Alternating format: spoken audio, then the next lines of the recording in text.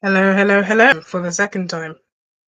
So, as I'm already going to the comments, yep, I did say 4 p.m., but technology. So, wasn't able to keep to that time. I actually did come on live briefly, but um, yeah, complications with that. Then I had to come off at that again and then set everything up. But yeah, we're here, we're all set, and that's great. So, today, we are going to be talking about masculinity and femininity. I personally feel like I've spoken about this topic several times, but it's sort of a topic that just keeps on giving. And so I believe it's important to talk about it, go back over some of the content that I've made in the past and answer your questions. This is really an opportunity for you guys to get as many answers out of me as you can within, I don't know, roughly 3 hours that we're here, because doing a stream under an hour is really not the case for me. So, yeah, so we're going to talk about these massive concepts. And I wanted to do it as a live stream because I personally feel as if they need a lot of time to sort of be trashed out and properly discussed. These are things that I'm going to discuss with other people in the future, Callum being one of them. Callum's a regular face on this channel, especially in the comment section, but he will become a regular face visually, hopefully. And so to begin with, I'm going to answer a question that Callum has asked, and that is question one. How does your tomboy personality affect your interpretation of masculine and feminine concepts, I assume? So I've kind of made it known on this channel before that I do sort of, when people ask me to describe myself, tomboy, the phrase tomboy usually comes out, and I don't obviously mean that in the stereotypical sort of sense that I wear grunge outfits and um I dislike looking after myself, because that's really not the case. I like looking after myself. I like dressing up. You guys may have noticed that I wear noticeably less makeup now. That's not because I don't like wearing makeup. It's just um, I'm investing more now in skincare, and so in order to do that, I'm having to wear less and less makeup, and I think it just looks better as well. So how does that classification, if you will, affect my interpretation of the masculine and feminine concepts? Well, let's look at what makes up a tomboy. What does that phrase really mean? All it means is a girl who does not show as much of an interest in stereotypically um, feminine activities, or just or just activities basically. So what does that mean for me? Growing up, I was very adventurous. I would, be the kid jumping off things, exploring, um exploring and just going around doing a lot of very physical activities. And I really liked just playing around. Power Rangers was one of my favorite things to watch growing up.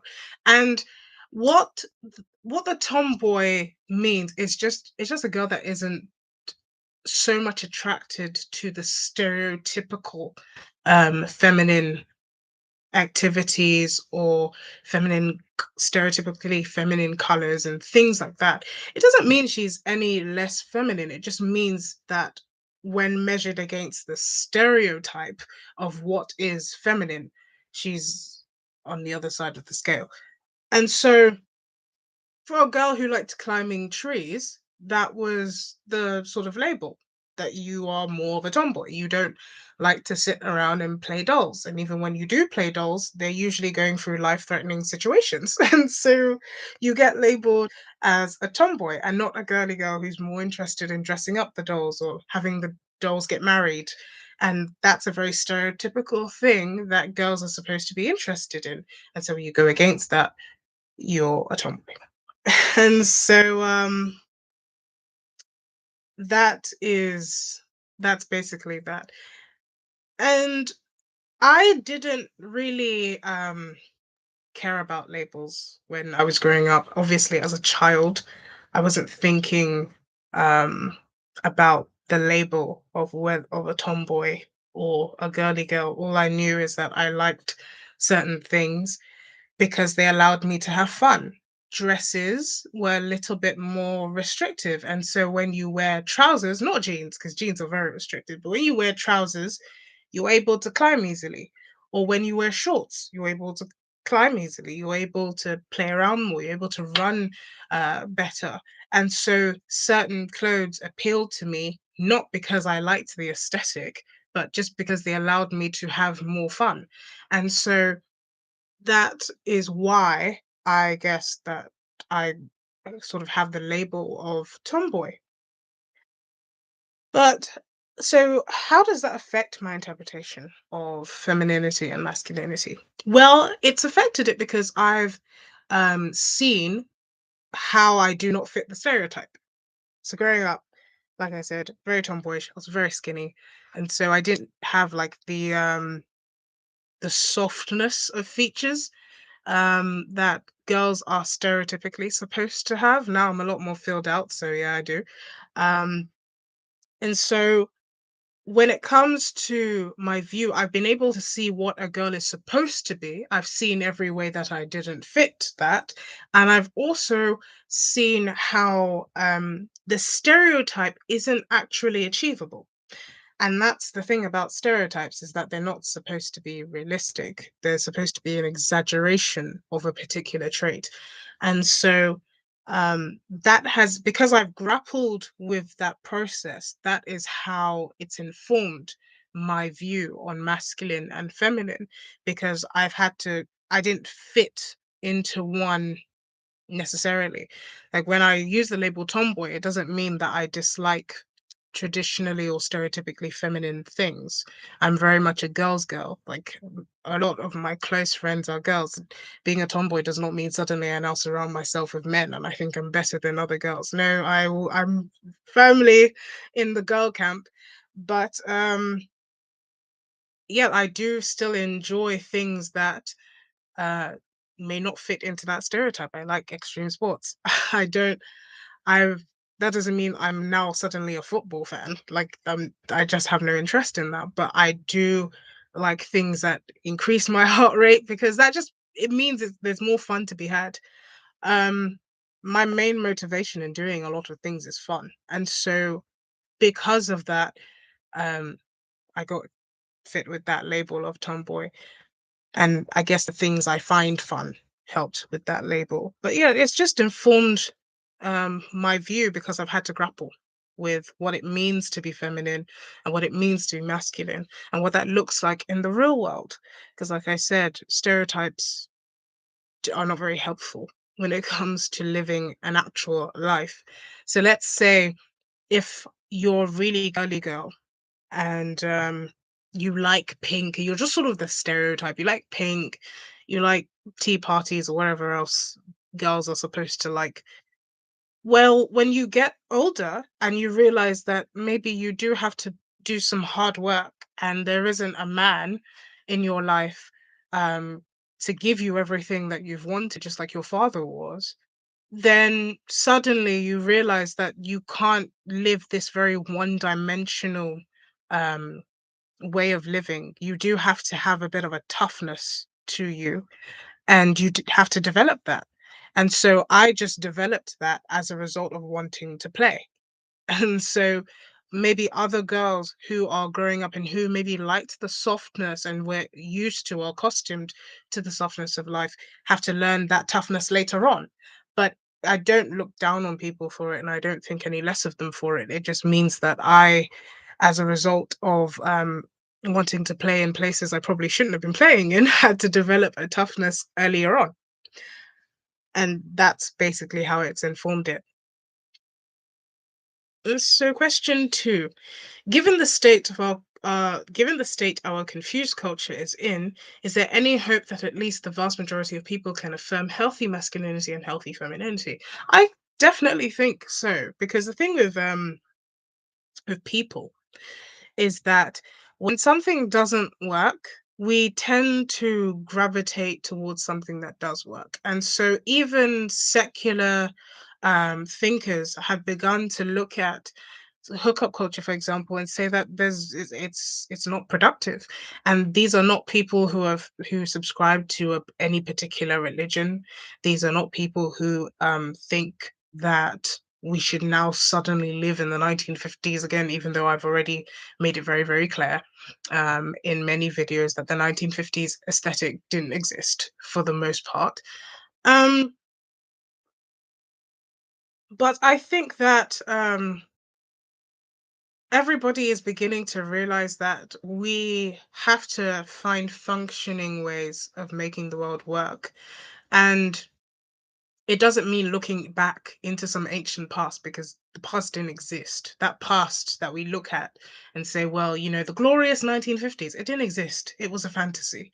And so it's a fantasy that we've mainly cooked up in modern culture, and we use it to describe things that didn't exist. Like the aesthetic of the housewife is really just a modern concoction, because that didn't really exist at that time. A lot of people say, well, look at the way that women were sung about in the 1950s in comparison to now. Well, domestic violence was also normalized in the back then, and it's not so agreed with now. That's not to say that every man was beating his wife, but it was definitely not publicly reprimanded. Like, it was a thing that people knew was happening, and no one was really outwardly speaking up about it, and it was supposed to be somewhat socially acceptable. Now the very idea is alien to us. And if someone is, laying their hands on their wife, it's very much sort of a terrible thing that we immediately jump on that person's head about. So um it's not about looking into the past, because, like I've just explained, that's not the solution. That's in fact what we call regression. But it's about looking to our now and learning to deal with our now, and looking to how we can improve going forward. And I've been very encouraged by the sheer amount of people who are very quickly realizing that certain things do not benefit them a lot. And it's not older people either. It's younger people looking at their now and their present and saying that, look, the things that maybe in the 70s were applauded, like the whole free love movement, was not Gen Z. That was people who are significant, who are adults, who are in their 40s and their 30s, who were bringing up these ideas of free love and let's just do whatever we want to. But for the most part, the younger generation have looked at that and said things like hookup culture, for example, are not beneficial for us. Like, who actually wins in that? And according to a lot of studies, many young people in Gen Z are not as sexually active as we're portrayed, because, first of all, there's anxiety about meeting people, and there's anxiety about even going forward in that relationship. A lot of people are discouraged by situationships and what that means. And so a lot of people are scared of getting hurt. They see their friends going into relationships and they're just like, I don't want that. A lot of people are choosing to be single, and rather to, find themselves and explore themselves. And even though that sounds, quite mystical and very millennial, but it's something that people are grappling with. More people are willing to be single than to be and heal, which is the term that's being used now. Heal from trauma. That's a very big thing on that people are having conversations about. And so I definitely do think that change will come. It's very easy to sit in our bubbles and feel like the world is going down the drain, but I do think that there is an encouraging amount of people who are sitting back and do want to reflect and do want to live differently. And obviously, there are the loud voices on social media who are going to be doing things, and people are going to agree with those loud voices, and they're going to, social media can make us feel like the whole world agrees with one subsection, but that doesn't necessarily reflect real life. And so I do think that people want to discover what real femininity and masculinity is. Things like the red pill space that have just blown up are men looking for what masculinity really is. Not all of it's healthy, but some of it has been really productive. And even in the femininity space, where loads of women are subscribing to channels to learn about femininity and learn how to be a feminine woman and how to live the soft life, that's as a result of people wanting to know, well, how do we make this thing called life work? How do we do this? And yes, we're going through a turbulent learning period, but I am always positive when it comes to the outcome of what that could be, of what we could learn as a result, because change does come when people decide to learn a different way. So that's my answer. I'm definitely positive. Okay, so next question. Is a homemaker or housewife the ultimate feminine woman? Okay. Hmm. Is a homemaker or housewife the ultimate feminine woman? I think it's a lot more nuanced than that. Um, there's definitely a lot more room to grow um in your femininity as a housewife or a homemaker, because ideally that's the perfect environment for femininity to flourish. But one thing about femininity is that it is a personal choice to become more feminine or not. And so housewife or homemaker is the role. That is the role in which a woman can occupy. A non-feminine woman can occupy that role as well as a feminine woman. There is more room within the role of homemaker for a woman to become feminine. But if that woman takes that role and tries to expand it to leader of home or leader of family, head of the house, and controls everything, then that is no longer a feminine woman. That is a masculine woman adopting the role of a homemaker.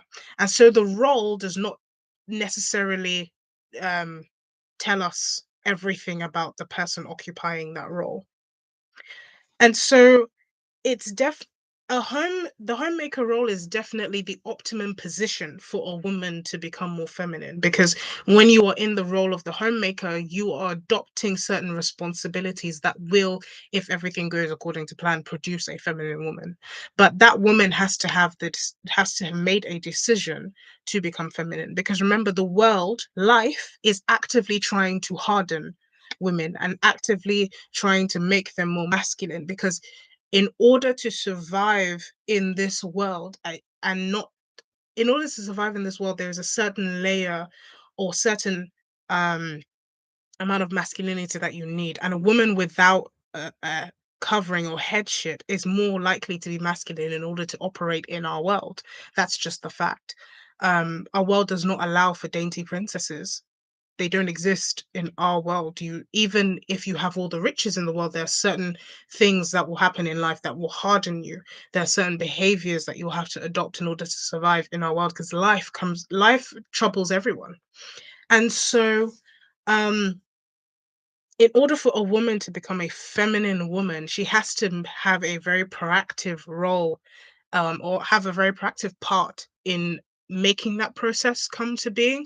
But yes, the role of a homemaker is definitely the most optimum position for a woman to be in, because that assumes that there is a man um, in that environment for her to sort of go back and forth with, and for, iron sharpeneth iron. So there's a man in that, there's a masculine presence that her femininity can interact with, and that should keep that sort of symbiotic relationship going. But it doesn't necessarily mean that a housewife is the most feminine woman, because the woman, the housewife or homemaker is a role, and there is a woman occupying that role. And so it's I would say it's the most optimum position for a woman to be in order to become a more feminine woman. But it doesn't necessarily mean that just being a housewife makes you a feminine woman. Because again, what is femininity? In order for my answer to really make sense, we have to understand what femininity is. Femininity does not depend on whether you have a home, whether you have a house, or whether you're a housewife. Basically, it doesn't depend on whether you you have children or are married. Femininity is a force or a disposition that allows the woman to be able to be nurturing to whatever environment she finds herself in. So that means wherever she is a nurturing force. She is able to make that environment conducive for growth. And so that is what femininity is. And naturally, the role of a homemaker allows a woman to be able to exercise this to the furthest extent. And that's why I said it's the optimum role.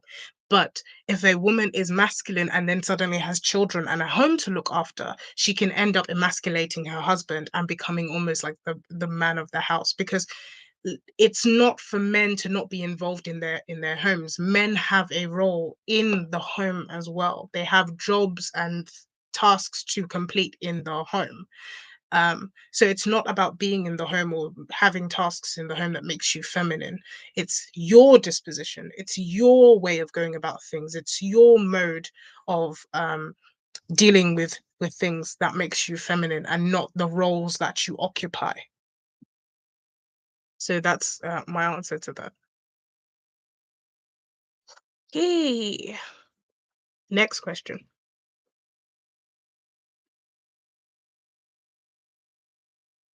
Mm, Carl Jung mentioned the Amina, correct me if I'm wrong, feminine traits in men, and the animus, the masculine traits in women. How would that impact interpreting masculinity and femininity? Okay, let's see. Men and women, when we say masculine and feminine, a lot of the traits overlap.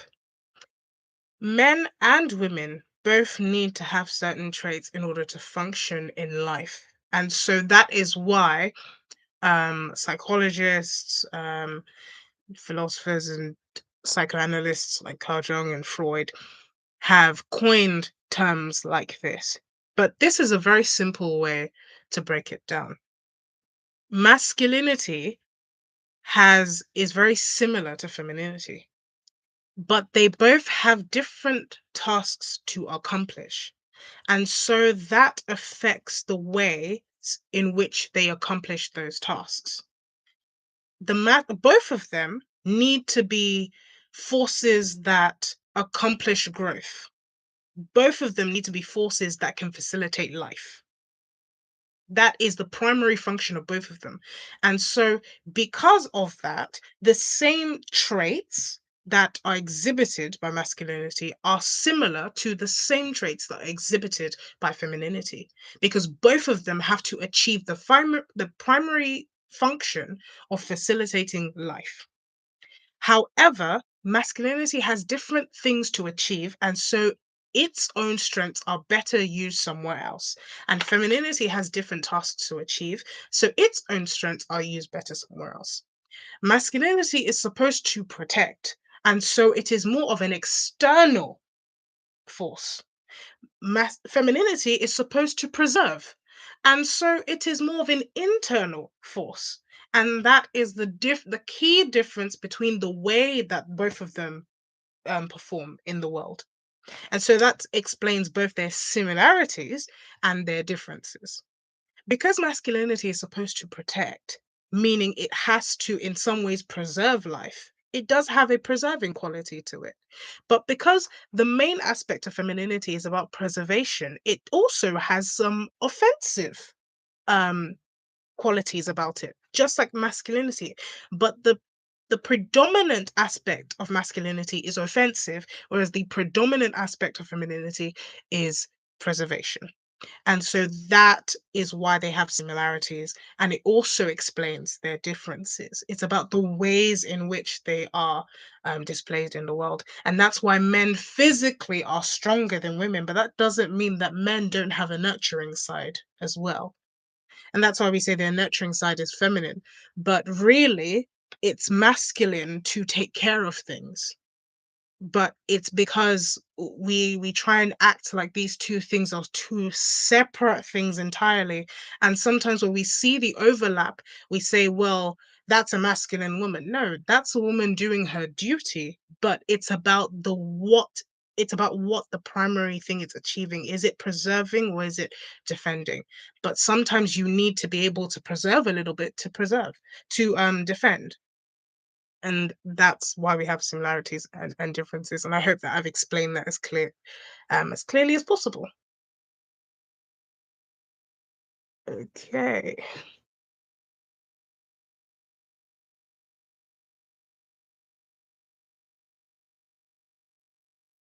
It's been said that Jordan Peterson has made a profound impact on young men. How do you, as a woman, view him?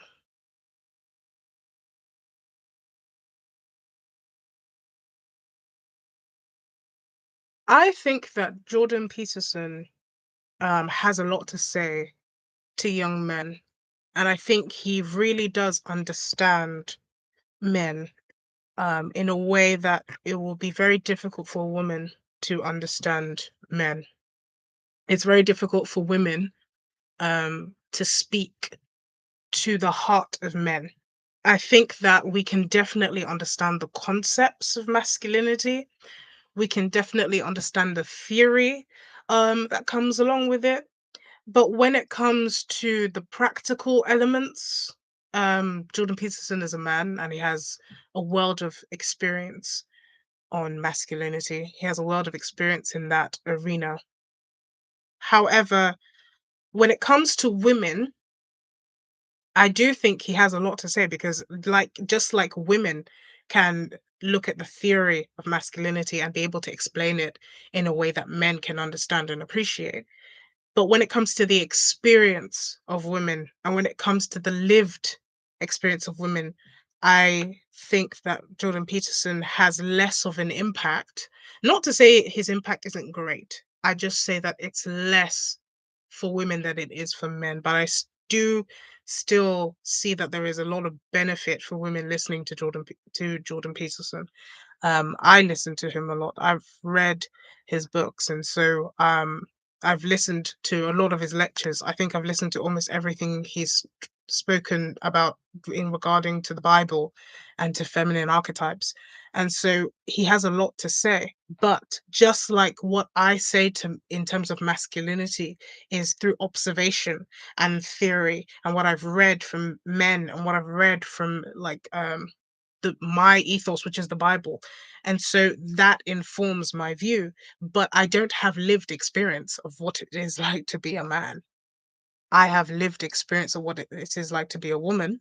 And so, mm, just like Jordan Peterson has a world of experience with men and he knows exactly what to say to them, whereas sometimes to women, he may not know what that hitting point is.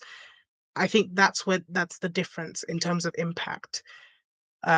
He will have a lot of wisdom and he does have a lot of wisdom, but it's just sometimes the way in which you can say something to get to the heart, it might be different. I do think that women have a special way to communicate with men, and sometimes that's why um, it can be encouraging for men to hear from women and to be encouraged by women. But ultimately, men need other men, just like women need other women. And so I can definitely understand and appreciate the impacts that he's had on men. And I can still appreciate what he has to say about women, but it's different. It's just different. And yeah, that's what I have to say. He's definitely somebody that I listen to, someone I respect a lot. But there are just certain things he will never truly understand, at least not in a practical sense. In an intellectual sense, oh, definitely. There's almost every single part of human life is almost documented and can be studied. But there's just certain experiences that as a man he just can't have, and that's due to no fault of his or no academic fault of his. Definitely not academic, but yeah, that's basically my answer to that question. Arachne says tomboy is white man supremacism. I don't really know where. Why would you say that? I'm interested to know why you would say that it's like white man supremacy. I don't see the correlation, so if you could explain that to me, that'd be great, so I can understand where that comes from. Um,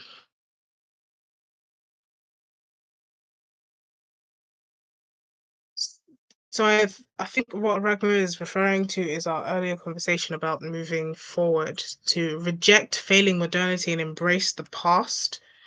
Like I said before, I don't believe in embracing the past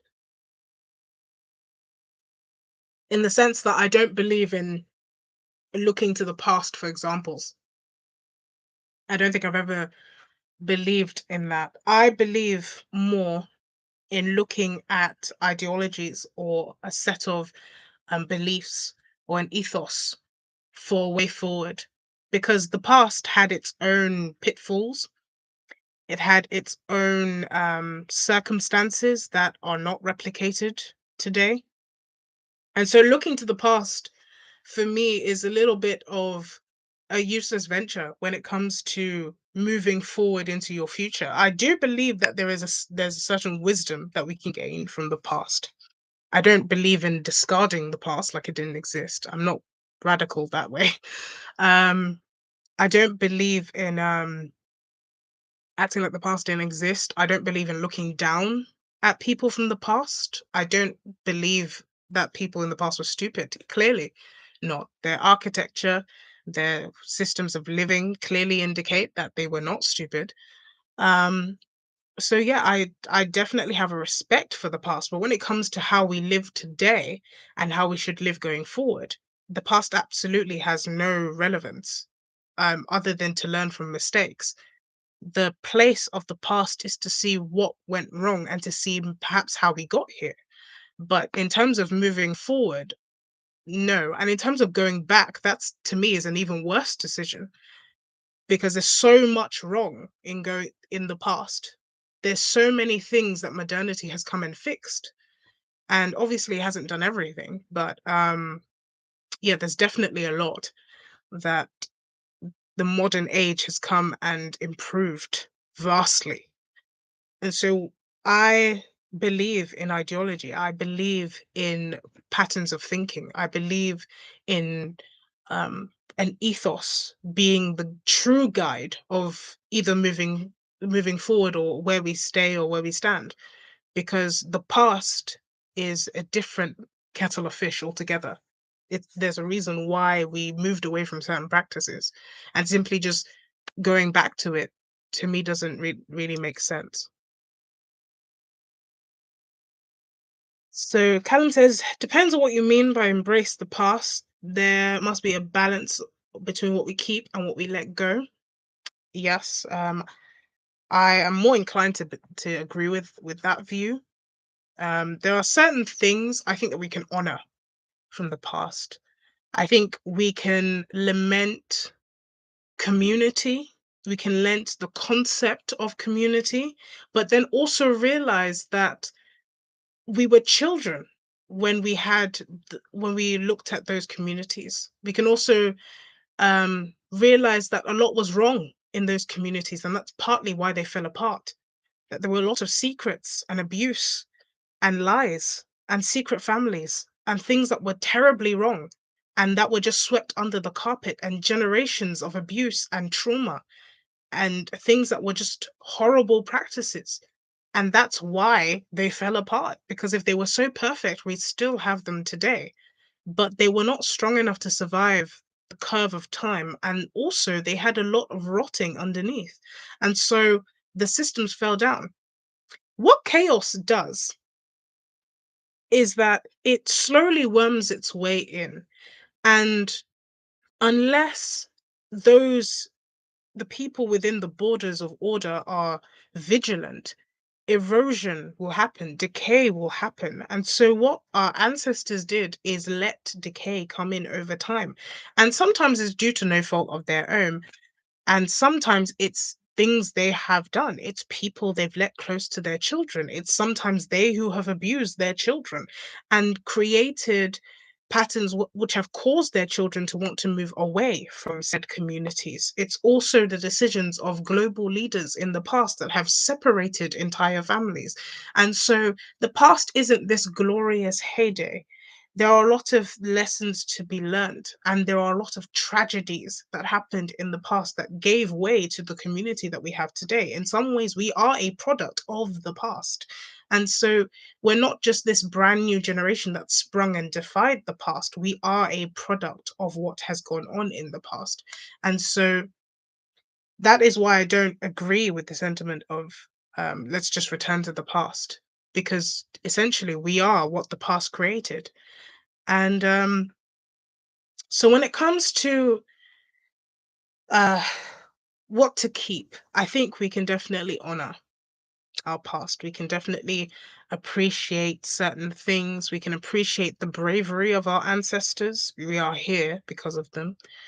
We can appreciate the fact that we have kept certain things from them, like our appreciation for family. It may feel like the whole world is against it, but we are here and we appreciate family. And that was due to no real sentiment of our, due to no real effort of our own. Someone had to teach us, somebody had to make us value family. There had to be others who valued family in order for us to value family. And so there's definitely a lot of things that we can honor, and we can do that by honoring the people in our lives who are older than us. And that's one of the ways that we can honor the past. But moving forward, we what we need is an ethos. What we need is a group of principles to live by, a set of universal principles, truth to live by, rather than the past, because the past is such a vague answer and such a vague way of looking at things, because that can mean anything. Do we go back to the times where, men could have multiple wives and hundreds of concubines? And do we go back to that kind of past? Do we go back to the past of serfdom, where people were in peasantry classes and people were essentially slaves? What do we go back to? Do we go back to the Roman Empire, where one day you're a free person and the next you're a slave? Do we go back to a past of disease? What do we go back to? What is the past that we go back to? Or do we go back to an idealized fantasy that never existed, which is often what people really mean when they say let's go back to the past. They don't think about what we have gained in modernity, and it's almost like let's eat our cake and have it, which often isn't the case, because for certain things to happen in the past, certain circumstances were required. And so, are you willing to deal with those circumstances that produced the things that you like? Or are you willing to just adapt to your time and make the best of it and do what you can and forge a better future? Because essentially, we are creating what will become the past. We are living in what will become the past. And so, it's about what we're doing and what ethos we are following that will determine whether our future generations are still singing the same thing about the past.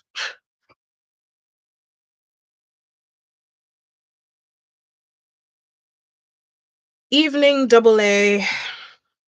I hope you're well.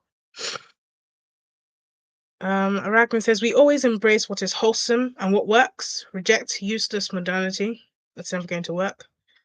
Unless one wants our entire species to die out. Um,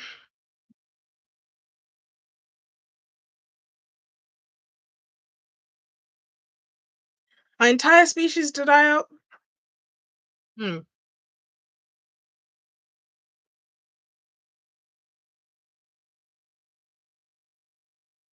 know if that could ever happen. I know a lot of people say this, but I don't think our entire species could ever die out because we live such different lives. We live in such different ways and we have such different systems of value. In the West, we have a different value system to those living in the global East, to those living in the global South. And so the family or community structure feels like it's died in the West, but in the global South, it's very much alive.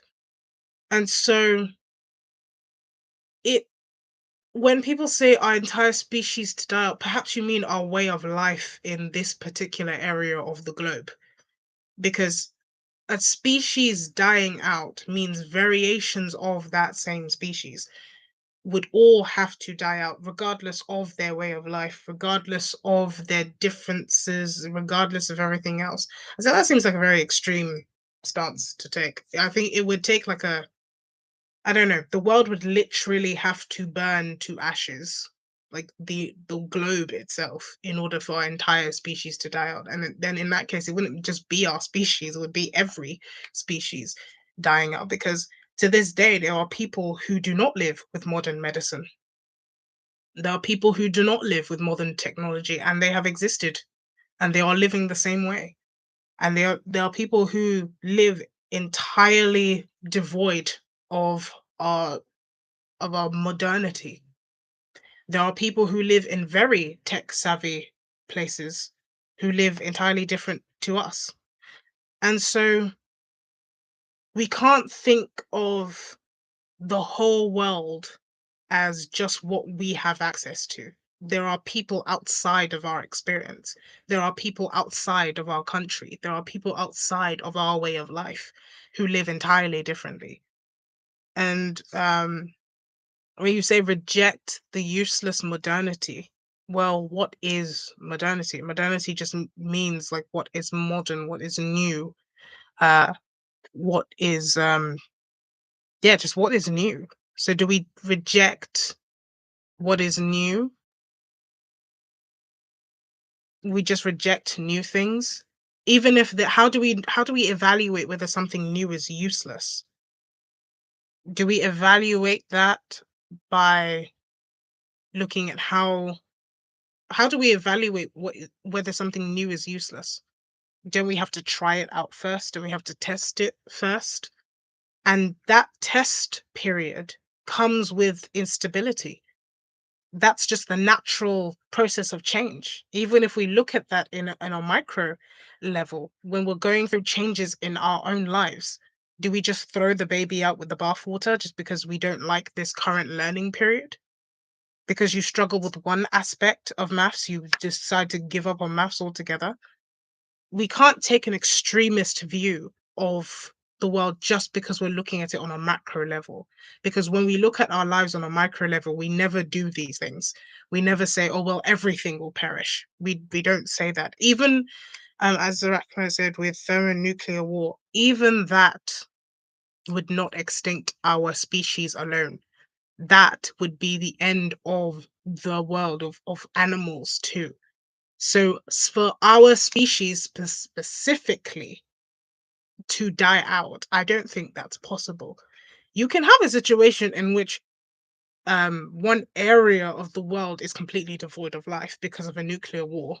That's entirely possible. But our species, think about things that affect only our species, just humans. There's no way for something that affects just human beings to kill all of us off because even when it comes to diseases, some people have immunity.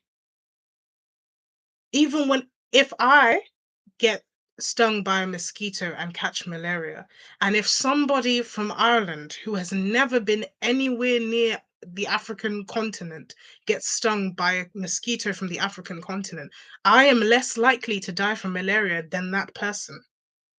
And so, even in that example, there is nothing that affects just humans that would result in the death of the entire human species.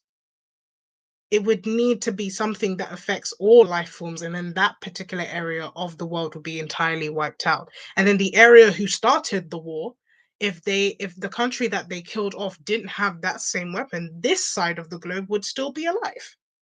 And so even we can't talk in just absolutes, because we don't do that even on a micro level. We only do this when we talk about things that are on a macro level. So we also have to look at it in that way. It's not completely doomed. There is a way forward and there is hope.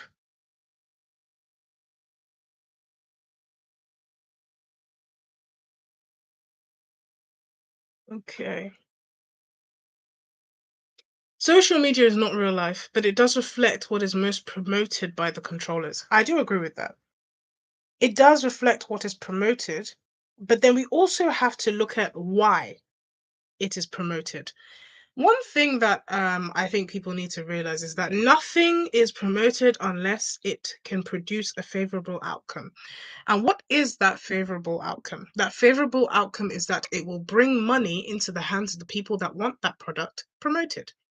And so, if promoting a certain agenda will bring money, it doesn't matter if that way is obvious. You could say, well, the films bomb, but if people who are in a particular industry get the most money out of promoting this thing, then it will continue to be promoted. Most designers, most high end designers are of the LGBT community. Name it, Michael Kors, Gucci, they're suspected. So, Alexandra Wang, for example. So, these are the people that have luxury goods. So, if you want access to a certain amount of money, you endorse certain things. And what are the brands that everyone like wants the most? Are these luxury brands. We all want to live um we all want to live a certain life. And so these, I'm not talking about like designers who are sort of obscure, just have small followings. I'm talking about the luxury brands. So when we have these markers of wealth, the people who create markers of wealth, these are people in the elite. And so people, regardless, will go for things that are markers of wealth because money is something that we all sort of want, or majority of people want. Either you want money to sustain your comfortable way of life, or you want money to give you a certain amount of status. But money is something that majority of the world wants for one reason or the other. And so it is profitable to continue to promote certain agendas. It is profitable monetarily to continue to promote certain types of lifestyles. The fitness industry, for example, has a lot of money in it. They will recommend diets that don't work just because they want you to go and buy something. It's all a money game at the end of the day. And so when it comes to social media promoting things, it's not always because people actually agree with these things. It's just the latest way to get people to spend money. Brands will take on will see that maybe 100,000 people liked this post by somebody in the LGBT community, and so they will hire that person to promote their brand. It doesn't mean they care about the LGBT community. It means that person has a lot of followers who may be potential buyers, and so they will push that person to the forefront, and they don't care what you have to say because you're not one of their shoppers anyway. You're not one of the people who's going to buy into their stuff. So why should they care what you have to say? They only care that this person who is in the LGBT community supposedly likes high fashion brands. So this is someone that they can work with their brand because this person aspires to this particular way of life. And because they do that, a lot of people follow them on social media. These people could also become potential buyers. And so they will push this person to the forefront. This person, obviously, because they're in that community, will take that time to promote their agenda, to promote their way of life. And that is how you continuously hear the same thing. It's not that they care, it's just that it makes money. And if it didn't, they will drop it. Simple as. And so even when we see films that were like, well, they're pushing the message and everything like that, and the film bombed in the box office, that doesn't really matter, to be honest. They don't really care about that too much. It's just that this is profitable. The things that get the most views, they're looking at how many things get the most views. When we talk about it on social media, people click on the videos. It shows that these things grab the attention of the public. And even if you don't translate into buyers, popul- popularity, being even in the mouths of the people, is better than not being in the mouths and keeping some sort of image. And so that is why people will get people to present their brand, even if people don't like them, because negative press is still press. And so that's what sometimes when, I don't know, we react to things and we think that we're taking a stand against them, you also have to be careful about how you're doing that, because just by talking about it, you're actually sometimes feeding into it. Sometimes it's so egregious that you have to talk about it, like the Balenciaga thing with the children. We had to talk about that, and it resulted in positive action of Balenciaga kind of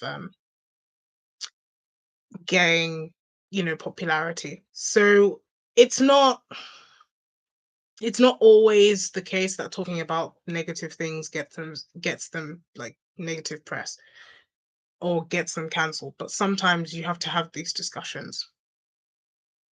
Okay.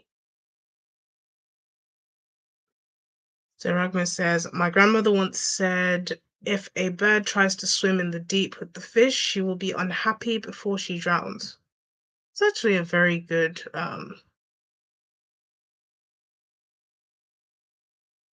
yeah, that actually quite works, because some birds, they swim, but they don't swim very deep unless they're like penguins.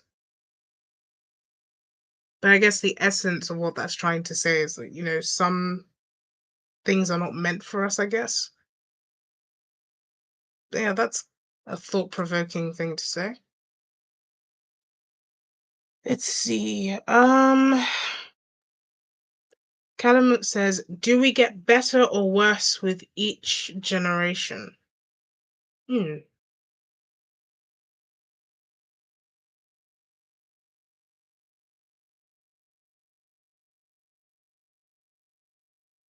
I don't know. I actually don't know.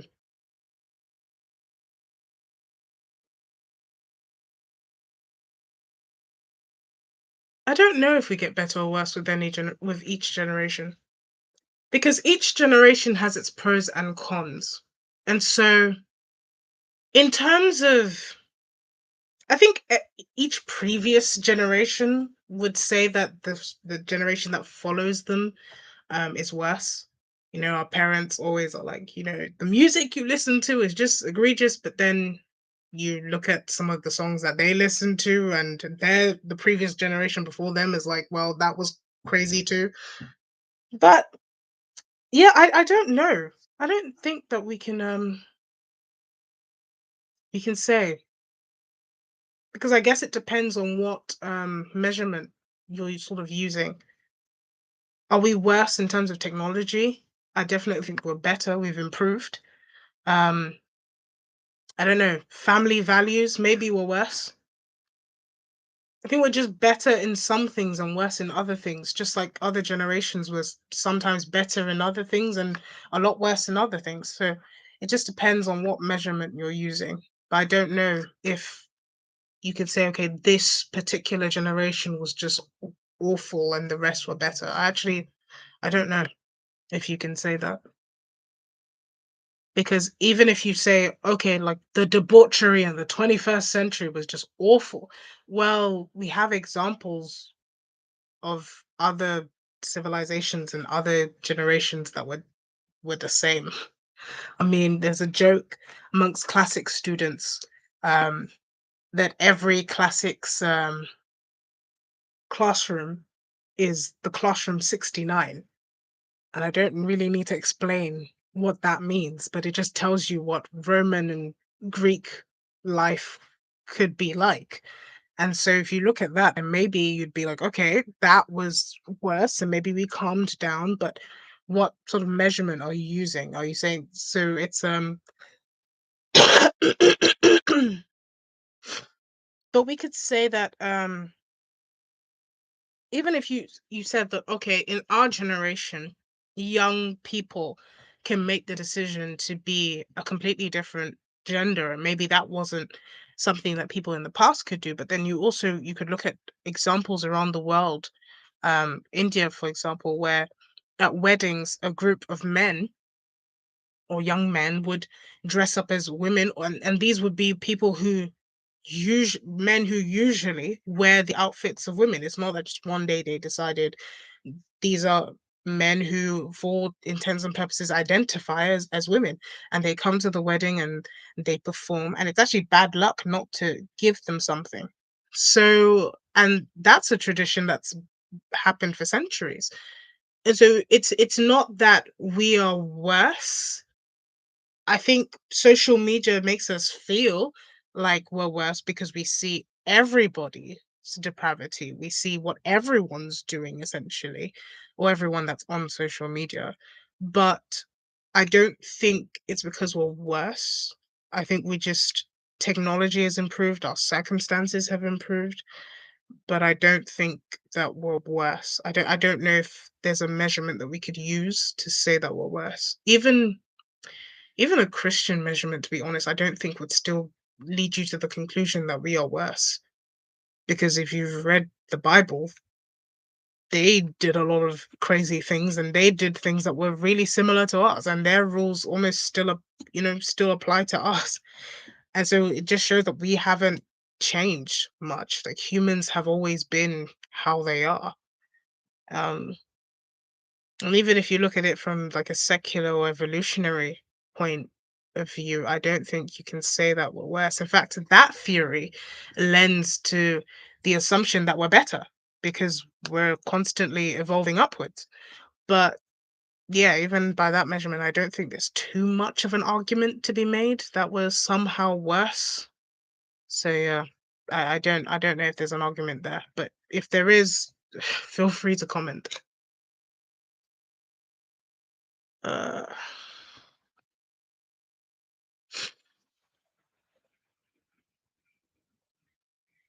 Does the animal kingdom mostly showcase masculinity and femininity better than modern society?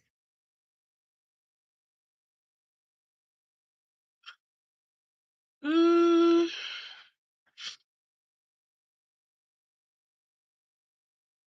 does the animal kingdom present it?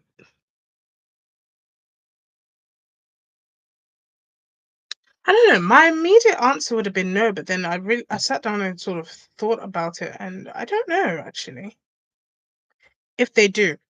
Perhaps I think they do, but not in a way that's useful for humans. Um, yeah, I think that animals, for the most part, display some forms of masculinity and femininity, but I don't think it's in a way that's useful for humans because and male lions, for example, when they or most male animals, for example, when they can't get a mate, will mount another guy. So another male animals. I don't know if that's like useful for humans. I don't think that's a very respectful way to view gay people to say that yeah, they couldn't get girls, so they turned gay. That's not really a respectful way of viewing it. So I don't know if animals provide a great example for humans to follow. I think they show like the base characteristics of femininity and masculinity, but I don't think anybody should be looking at animals for examples of how to behave because animals lack reasoning for the most part. Like you can't reason with an animal. Reasoning requires a back and forth dialogue, and so you can't do that with an animal. Um Yeah, so that answers that question. They do showcase some very base elements of femininity and masculinity, but not in a way that is useful for human beings to follow as an example. Do, do, do, do, do, do, do, do, do. Double A says, I'm a designer that's not part of that community. Yes, that is why I said for the most part, luxury brands that are a measure of wealth.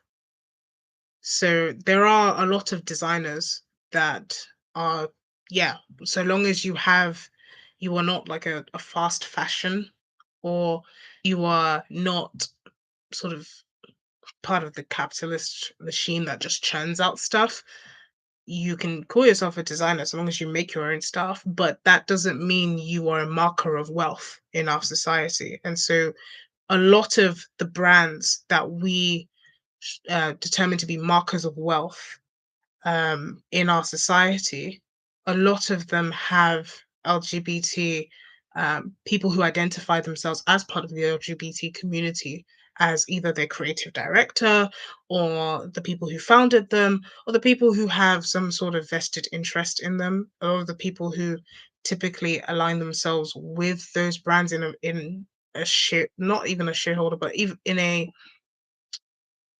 significant sort of way, tend to be aligned with that community. That is not to say that every single person in that bracket is, but you do get a lot of them um, going for those roles. And so that is why I made that statement. It's not to say that every single designer on earth, because not every single designer on earth is a mark of wealth. You have a lot of like smaller designer boutiques that are owned by families. You have a lot of like new or indie designers, but not, when I say designer, I mean the ones that are markers of wealth in our community.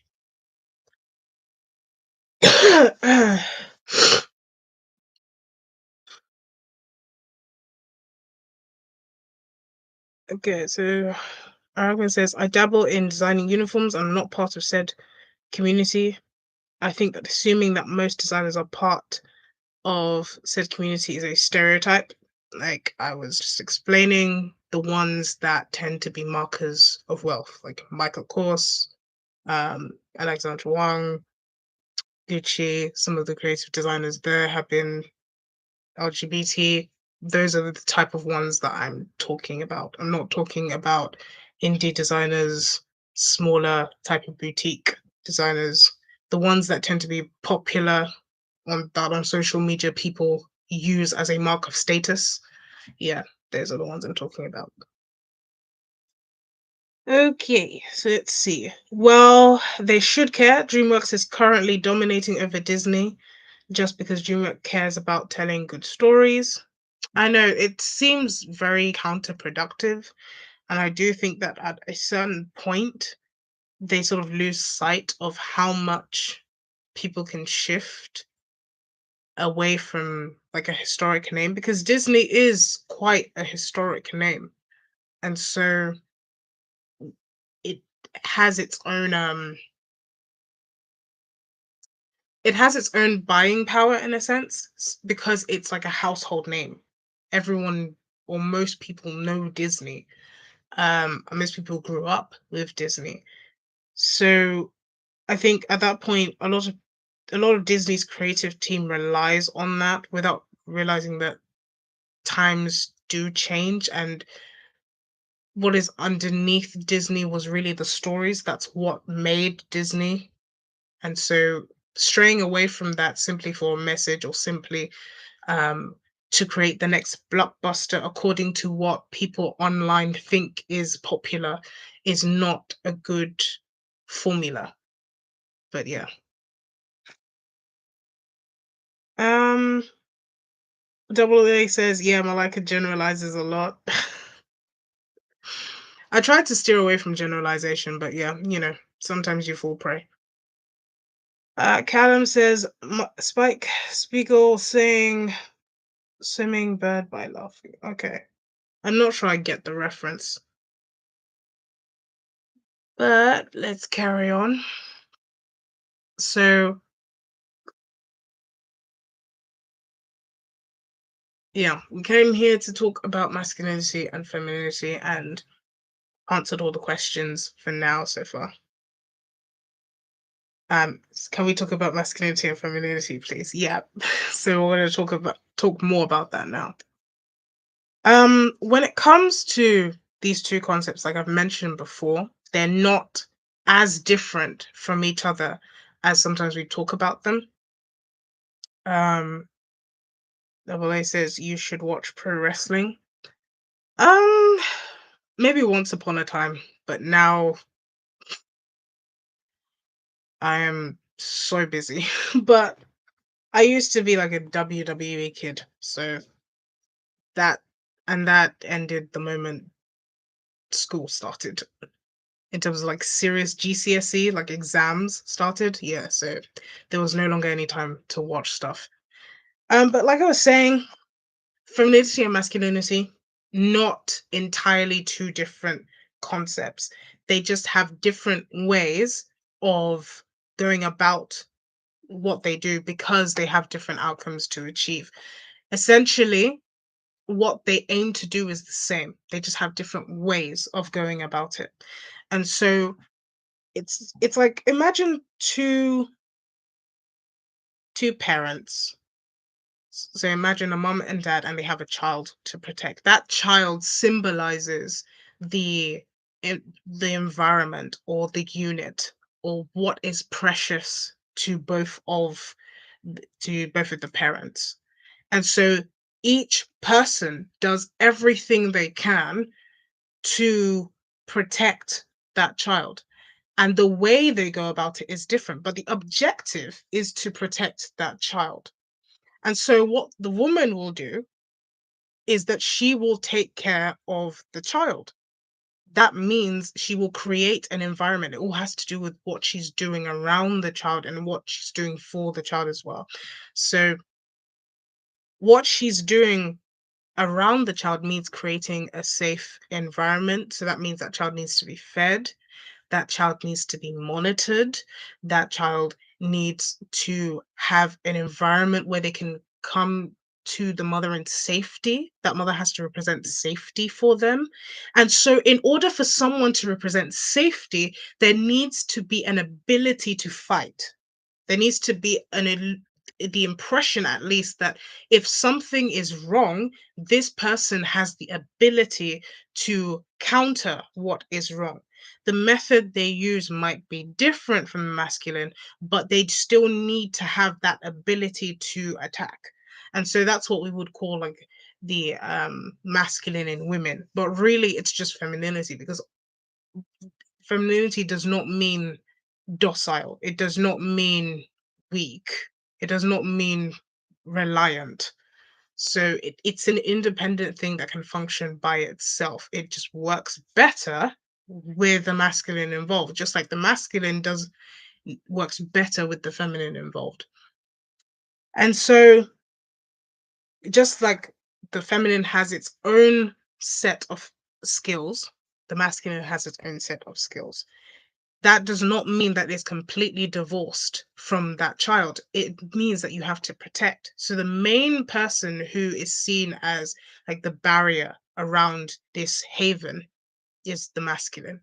So it's the one that patrols the border of the kingdom to ensure that what is happening inside is kept protected from the chaos outside. It also recognizes that one day what is inside will need to leave. That child will one day need to leave home. And so it has a role in preparing this child to face the outside world. And that's why fathers, when they have daughters, they don't really preach the same message that they might preach once when they were bachelors. Like single men say very different things once they start having daughters. Like when they were single men, they want their daughters, they want other people's daughters to just be docile and wear pink and wear dresses and stuff. But once they have daughters, they teach her how to climb trees because they know that she needs to fend for herself. So it's very, I always find it hilarious how the message changed because I'm at that age where not all, because I'm still, just 23, but some of my friends have kids. Some people I've known in the past have kids. Some of the older people in my life are having kids. And so, you see how they change so quickly. Like once upon a time, if a girl's hair wasn't always done, you wouldn't even look her way. But now your daughter, if she wants to like do her hair in a fancy way, you have a problem with it because you're like, whoa, you're still a baby. So it's interesting how all of that changes. And I find it hilarious because um yeah, I just find it so funny and it's definitely amusing for me to watch. But like I was saying, the masculine has his own set of things that he needs to do. His main role is protecting and making provision so that those children or whatever is flourishing inside this environment is also prepared to take on the outside world. And so that means a lot of dads need to take a proactive step in preparing their kids on how to emotionally deal with the outside world. And so when they can't even emotionally deal with the outside world, how are you expecting to prepare your child for the outside world? And so that's what I've always, when I say in my videos, men need to learn how to adapt, you're not facing a bear anymore. And so there's no point in returning to the past where you could fight a bear. You are now dealing with a different beast. And so you need to adapt to a different beast. Because if you can't deal with it, your children most certainly won't be able to deal with it. Because it's your job to prepare them for the world out there. It's the mom's job to make sure that they are fit in here, in this environment of safety, in this environment where they can grow to be healthy enough that they can face that world. It's so that they can grow and get all the nutrients here. Even think about the human reproductive system. The mom incubates that child so it can grow to the point where it can survive in the outside world. Because if the child is weak in the home, there is no point of teaching them how to go into the outside world because, first of all, they can never leave. They will never get to a point where they're healthy enough to leave. And so, this world, and just like the woman incubates her baby, the mother creates an environment outside of the womb that is incubating so this child grows up healthy and strong enough that they are able to take on the outside world. And that's using the function of a family, but it's kind of a very easy visual way of looking at how the masculine and feminine work.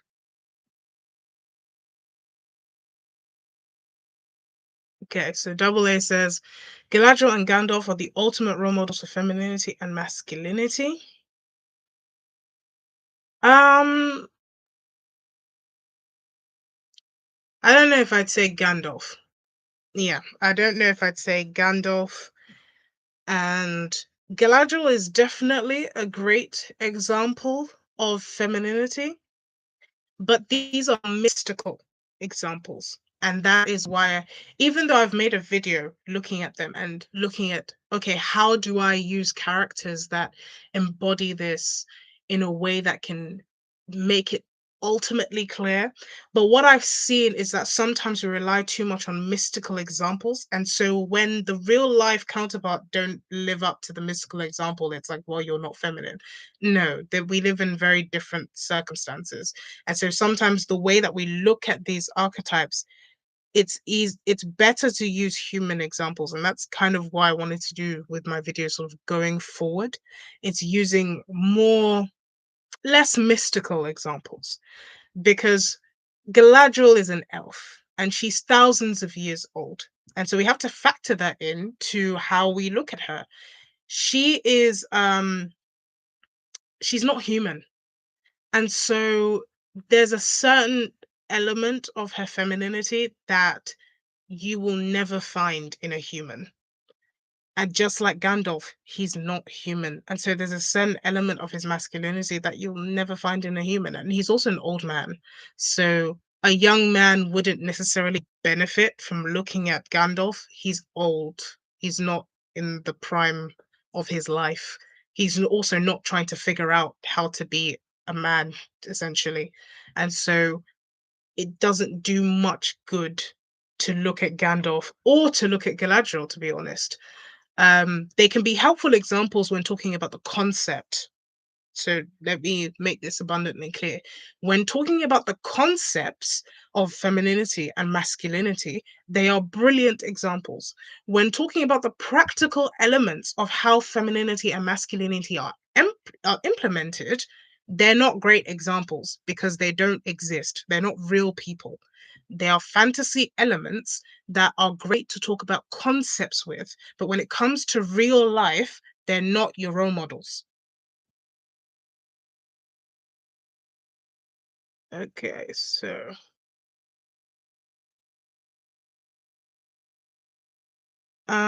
Double A says, I'm saying watch pro wrestling so you can see how all the women wrestlers are so masculine.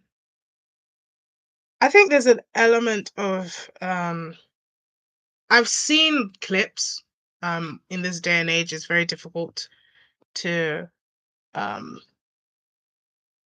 I've seen like I've seen clips of women wrestlers, I've seen clips of like MMA fights.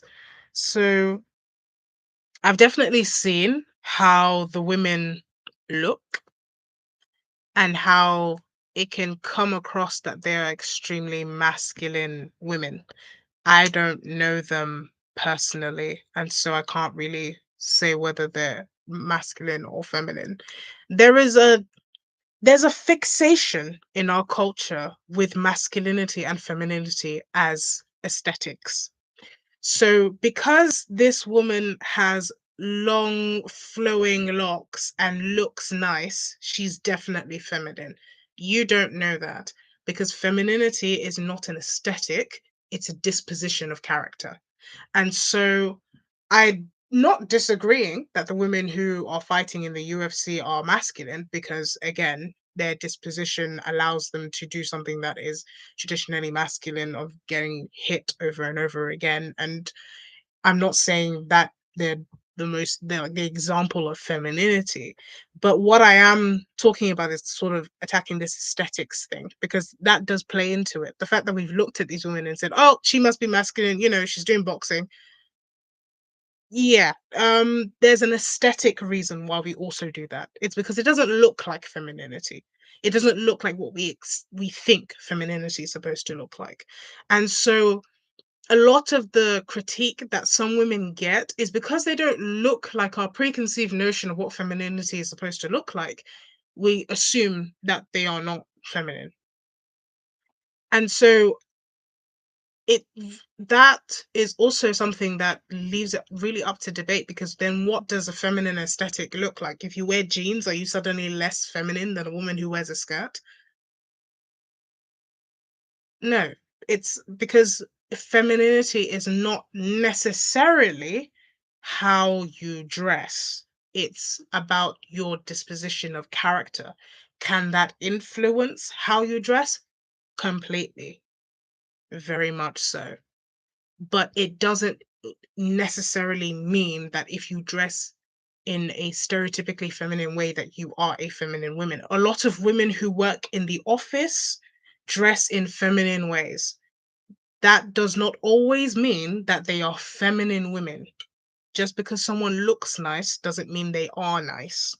And so I think when we're talking about femininity and masculinity, I always try to get down to the heart of what it is rather than what it appears to be, because we can get caught up with the looks of it. And the looks don't always indicate what the thing is. Uh, Double A says, I'd rather not have kids and not have to think about this and just enjoy myself. Yeah, that is actually totally your choice. That's the great thing about modernity. One thing that, we like to trash modernity a lot. And sometimes it needs a bit of trashing. But the great thing is you can actually decide not to have kids. You can actually decide not to get married. You can actually decide not to form a union with anybody. You can actually just decide to be single. And that's actually great. You can decide to be whoever you want to be, with whoever you want to be with, do whatever you want to do as long as it doesn't break the law. But that's one of the great fundamental freedoms of modernity. And so that's great. And if that's really what you want to do, then go ahead and do it because no one's stopping you. So long as your own convictions agree with that, by all means, you have free will. Da, da, da, da, Pilgrim's Past made a video about Gandalf's supernatural masculinity. Yes, he did. I haven't gone around to watching that yet, but I'll definitely watch it and get back to you. Um, who would you say are real life great examples of masculinity and femininity?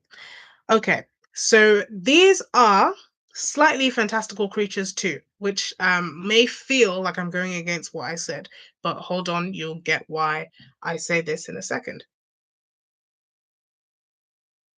Jake Sully and Natiri, I think, are brilliant examples of real life feminine and masculinity sort of working together. Sure, they're living in the fantastical world of Pandora. Sure, they are also living in a hypothetical war scenario. Great. And all of that's fantastical. Brilliant. But their being one of the Navi doesn't make you suddenly more graceful than usual. Like if we look at the Na'vi themselves, they still have a kind of human feel to them. They're not like the elves of Middle Earth who are thousands of years old. They still go through the natural process of growing up, teenage phase, growing into adults, dying. They don't have a necessarily longer lifespan than humans. Sure, they're bigger, they're stronger, all of that. But their Naviness doesn't affect their quite human characteristics, whereas the elvishness of elves affects their characteristics. They are significantly different in character to humans, whereas the Navi aren't significantly different in character to humans. And so when I was watching Avatar: The Way of Water, that was a very good example, I think, of a functioning family and of how femininity and masculinity functions. Because Jake Sully, who is very much human in an avatar body, but very much human, showed a great example of what it means to be a masculine man. Does that mean he made his wife shut up and she can never talk? No. Does that mean, he beat up everybody in a 10-mile radius? No. It just means that he is the head of his family. He also looks after their emotional well-being because that's one of the things that he had to do because he's in a new environment adapting to a new set of challenges where he's almost like a baby in this new environment. He can't really swim um like the other Navi. He can't really ride their creatures. He has to learn all of that. But what he does is that he leads by example. In this new environment that he's in, he leads his family in the way that he wants them to go. If he wants them to be in a law abiding, if he wants them to be law abiding citizens, he himself is a law abiding citizen. He doesn't do things that deliberately go against the culture of that place. He shows his children in his manner of how he behaves, how he wants them to behave. When they have issues with the other kids, he sits down and he talks with them. He disciplines them, showing them that there are boundaries to the way that they can behave. He is there with them. He's not just working and then comes home and expects everything to be done. He's working in his home too. So that's a practical and very sort of visual way for people to see how masculinity works. I can even use the example of my father. He works very long hours, but when Malika needs a chin wag, he's there. And he's very sort of interactive. He doesn't just leave me with a deadpan face. He's very much interested in how my day has been, despite the fact that he's tired. That's what it means to be a dad. That's also what it means to be a man, because it may not be your children, but it may be the people in your life who need you to be present. And so um, that's a good example of practical masculinity. Natiri is also a great example of femininity. She's a tough woman. because life is tough. Raising children is tough. Having a husband is tough. Having a job, if you don't have any of those two things, is tough. And so you can't afford to be a damsel in distress because everyone has stress and no one's really looking to solve your problems for you. So you need to be able to solve your own problems. And that's why I say the aesthetics of femininity do not work, because the aesthetics of femininity means soft life and wait for everybody to do things for you. That's not how life works. And no man wants to be a perpetual slave to a woman. And so when we see what quote unquote masculine women, women who take charge, that doesn't mean masculinity. That means a woman is fulfilling her role. She's doing what she needs to do. A woman's work is not supposed to be easy. I did a whole video on the Proverbs 31 woman, which is what the Bible describes as the literal height of womanhood. And it's all about a working woman. It's not someone who's lazy, it's not someone who's reliant, it's someone who's a leader amongst other women. And so that's what Natiri is. She is a very strong woman. She's very in tune with what her family needs. She's also under the leadership of her husband, but it doesn't make her any less of a person. It doesn't make her any less than a Tiri. It just means that he provides the borders, but she makes sure that whatever runs in this household runs. So that's a very practical example, and that was one of the best aspects of the film. It had its faults, as I've already covered extensively in my other live stream, but one of the things that I loved about the movie was the family unit and how practical it was, because that's how a family should be. Too long have we gone off the script of, well, so long as he works and brings in money, then he's a good dad. No, you have a role to play in your house. It's so that's one of the good things that I really liked about the movie, and a good example of femininity and masculinity in a source of media that most people who will have access to. I could talk about biblical characters. Not everybody will really know them or really understand the context. That was just one I could grab and go, that's a great example. That's a movie that most people at least know something of or can easily have access to. Double A says, I wish to get married but not to have children. Again, that's what you, if that's what you want, then sure. You just have to find somebody who's okay with that arrangement too. And the only thing I would say is the type of person who's okay with that arrangement, you have to be sure that you're okay with that type of person too, because a lot of women who want to be married want kids as well, and a lot of women who don't want to be married and maybe just want to have, like, a partnership or civil kind of marriage, they also have their own type of characteristics. So you need to, they often fall under the modern woman that everyone hates. But if you're okay with that and if that's what you want, then that's what it is. But you also have to be like, okay, if this is what I want, then I need to find someone who also wants this. And you also have to be like, okay, sometimes they won't fit the aesthetic that you have for that person. They may just fit this requirement, but not have everything else.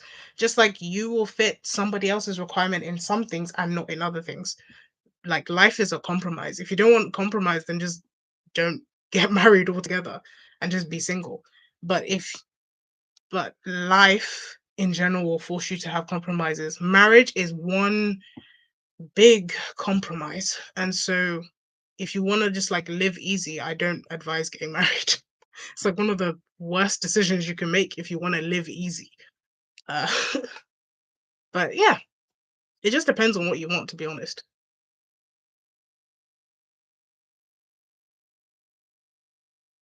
And so, moving on with our femininity and masculinity. Double A says, yeah, let's face it, I'm not gonna find a Galadriel that doesn't want kids. I'm like, yeah, no. You're not gonna find a Galadriel. Get, like, point blank. You're not gonna find a Galadriel. That's why I said for the concept of femininity and masculinity, she works. But for the practical application, no. No one is living up to 1,000 years old. And so no one will get to that point where they are like just ethereally feminine. That won't happen. And so you're going to get an imperfect human being because you're an imperfect human being and you're going to work with them.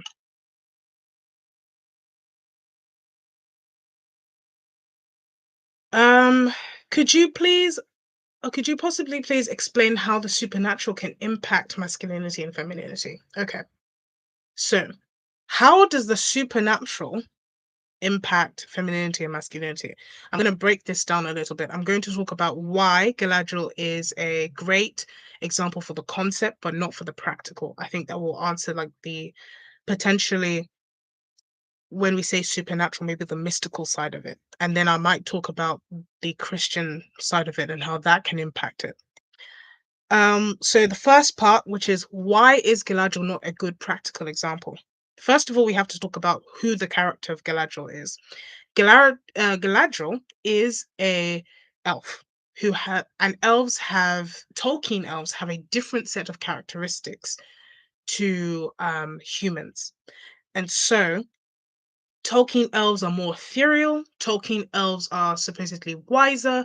Tolkien elves have a grace about them and a beauty about them that humans do not achieve. And so that's one of the reasons why it's very difficult to relate them to our own human experience. Elves also are immortal unless they are killed or die of weariness. So that means they have thousands upon thousands of years to develop the sort of characteristics that humans do not have the time to develop. So in that case, it's very much impossible to relate Galadriel, who at the point that we meet her is thousands upon thousands of centuries old, to a human who maybe has what 80, 90, 100, 120 max years to live. So they will never make the amount of progress in their journey as, say, an elf. And that is why we cannot compare the two. When talking about the concept, it's then we can use Galadriel because we can say this is somebody who embodies that concept, embodies the perfection of what in a perfect person, this is what that concept would look like. But when we're talking about in an imperfect person, a human being, that we're never going to see those levels. And so when it comes to the practical application, we can't use Galadriel because you're never going to live to be thousands of years old. You're only going to get to 100 and something. And even then, you wouldn't have the time. So that is the reason why. And so, how does the supernatural affect it? The supernatural, first of all, gives you time. It means that you also have supernatural aid in removing some of the things that would hinder your process of becoming the most masculine or the most feminine person ever. You can magically remove some of the obstacles like trauma. You can magically remove some of the obstacles like real life work. A lot of the elves love the work they do because it's not laborious. Look at the gifts that Galadriel gave to the Fellowship. She gave them a knife, she gave them rope, she gave them the locks of her hair. These are very minimalistic gifts. Yes, sure, they're symbolic and they're great, but they're very minimalistic compared to what the dwarves would give. The dwarves who live comparatively shorter lives to the elves, the kind of gifts that they give, what we see is that the more time that these creatures live, the less importance they have on material things. And so the dwarves who live comparatively shorter lives have a great value on physical things. And so now compare that to a human. You don't have the length of time in your lifespan to be able to completely divorce yourself from physical things or completely divorce yourself from this physical plane in a way that you're almost ethereal floating above the rest of us. You just don't have the years in your life. You can try and move out to the woods. It's not going to work out that great for you, but you're still going to have some form of connection. And people don't do that well in isolation. So that is one of the reasons why the supernatural element or the mystical, like fairy examples, don't work well for the practical. They work well to explain the concept, but to have the practical manifestation of it, they don't work as well. And that's why we use characters like Eowyn to explain the actual process of becoming a more feminine woman, because Eowyn is human and is also at a stage that many women can relate to. Okay, so now let's talk about the other aspect of supernatural, which would fall somewhat under the Christian element. And so, in the Christian tradition, the supernatural affects the masculine and feminine in a different way. Through the strength of the power of God or the Holy Spirit, you're given a sort of grace to be able to do things that you naturally would not want to do. And so the submission part, for example, in marriages, requiring another human being with their own autonomy to willingly submit to another human being who is flawed, by the way. So requiring a flawed human being to submit to another flawed human being in a union like marriage in the Christian tradition requires the Holy Spirit because people naturally do not like submitting to each other.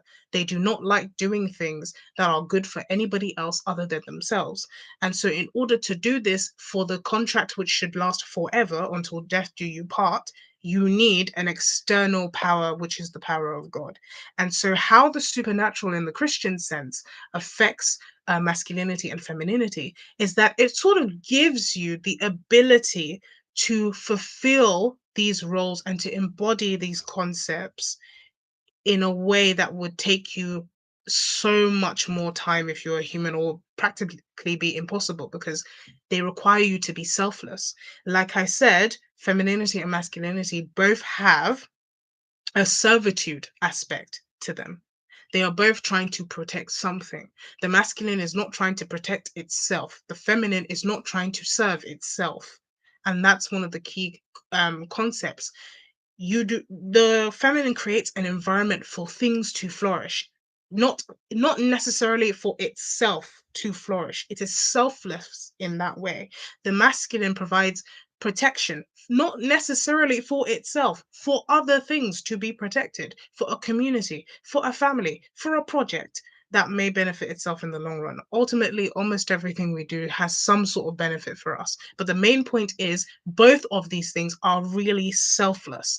And so we, as flawed human beings who are inherently selfish, do not really embody those things and struggle to be truly masculine or truly feminine because we are inherently selfish.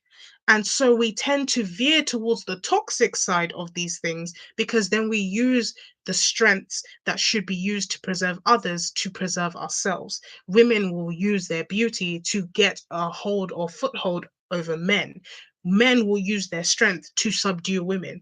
We come into this toxic space because naturally humans are flawed and naturally we are selfish. And so it makes it even harder for us to be able to embody these things. But where the supernatural Christian or religious element comes in is that it allows us to embody these things in a selfless manner, in a way that we cannot do by ourselves. And that is where how the supernatural affects the concepts of femininity and masculinity. Okay.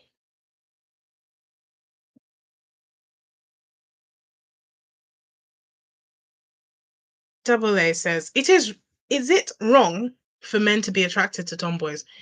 No, it is not wrong for men to be attracted to tomboys. Again, I think you're talking more about the aesthetic of a tomboy.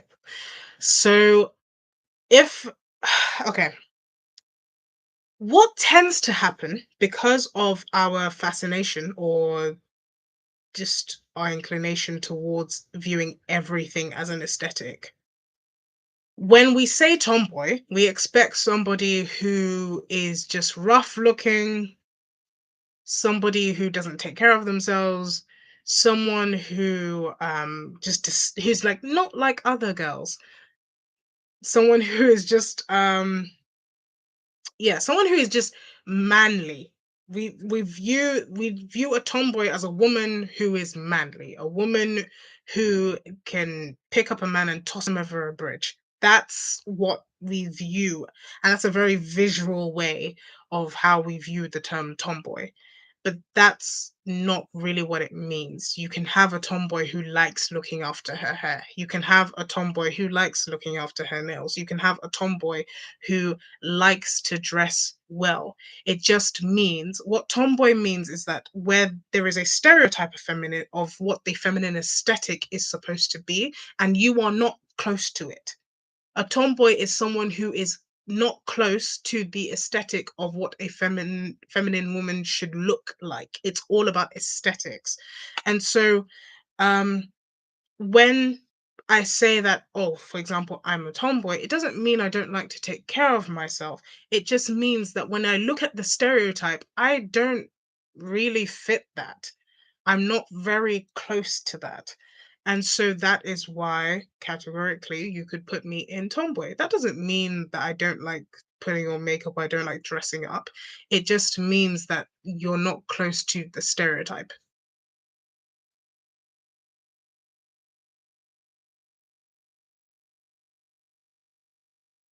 And so it's not wrong for men to be attracted to tomboys. For example, a lot of country girls fall into a lot of like the stereotypical like country girl in America. They fall into the tomboy. They wear the plaid shirts, they have shorts, they drive a tractor, they have blonde hair. Like that's not the stereotype of a girly girl, which is like the epitome of the feminine aesthetic. And so a lot of guys find country girls attractive, and it's not wrong. But that's why I don't like to be hung up on the aesthetic, because you can be attracted to what you find attractive. If you find a woman who is decked out in pink and Barbie attractive, then go for that. But if you like a girl that looks more down to earth or perhaps doesn't scream if her nails chip, like that is your thing. And it doesn't mean there's anything wrong with the other. Um, a lot of my friends are girly girls and I love them to death. And we do things that are stereotypically girly together. They're not any less intelligent. They're some of the smartest people I know. Otherwise, I wouldn't be friends with them. But it doesn't affect how they think. It just means they like certain things. And that may come as a result of just how they grew up. I, both me and my sister, we grew up the same way, but my sister likes girlier things than me. Like she wasn't one for climbing trees because she didn't want to get hurt. It doesn't mean that, oh, she was a boring person. She just didn't like the feeling of falling down, and I didn't mind it as much. And so that produced two different types of aesthetics.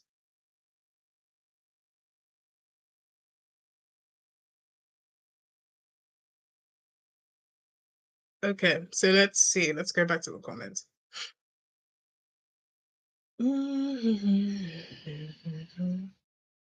Please make a video on American Psycho, like Patrick Bateman. Okay, I'd have to watch the movie again in order to make that video. Um, I watched it a long time ago, and I can remember most of it, but I would have to watch it again. So yeah, I'll definitely make a note of that and get that done for you. Okay, so Joseph, hi Joseph, says, I don't know if this is off topic, but any thoughts on the Bible saying that in order for a wife to be a good wife, they have to buy and own property and earn and run a business? Okay. Um, that's not a commandment.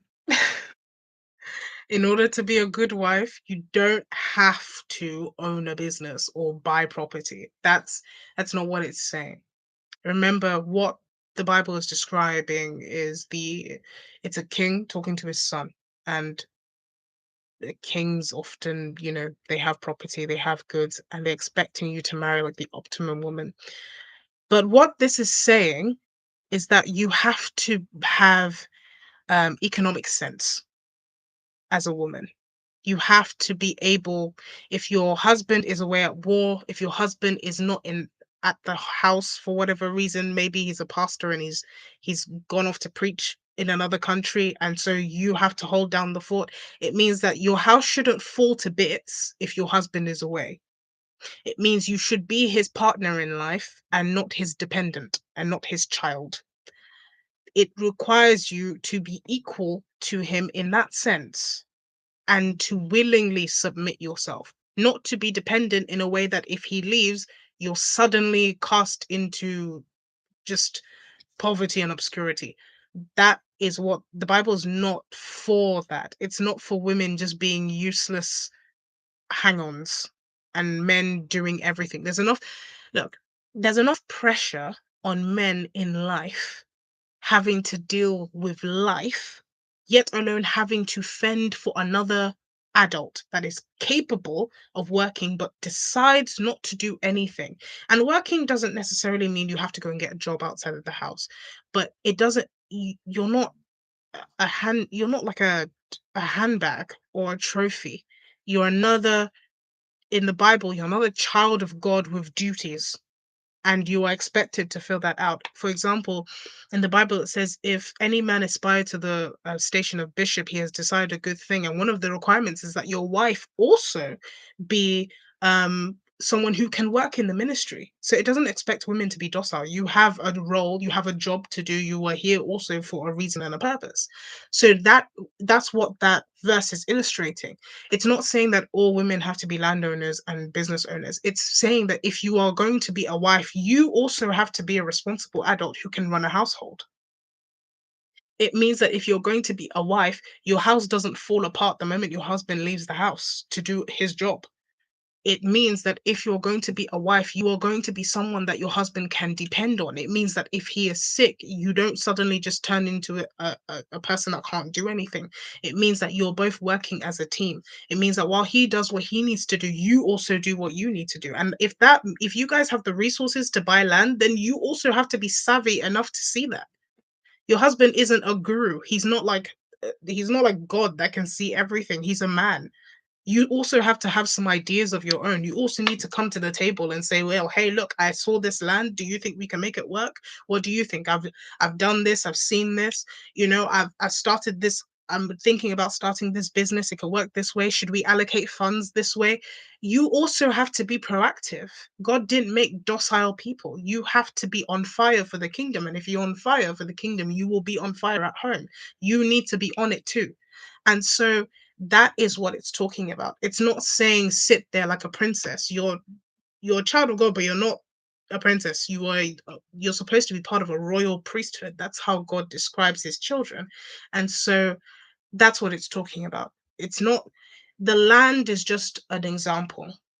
What it's talking about is a proactive woman, is a woman who's on it. She wakes up early, she's got this done, she's efficient. Her husband can trust her. If he's efficient, she's efficient. They're on it together. They're both on it. And so that's what it's talking about. So Cam says, how would you analyze a biracial relationship from what you've been saying about masculinity and femininity? Doesn't make a difference. It doesn't make a difference. It does Race is so insignificant in this discussion that it might as well not exist, because your race doesn't determine how masculine or feminine you are. Your race just says you have a certain skin color. Because you see, the thing is, culture in the Bible, the only binaries that are given to human beings are gender, so whether you're male or female, or sex, whether you're male or female, and culture, not racial group. That doesn't exist within the Bible. The Ephesians were not one single racial group.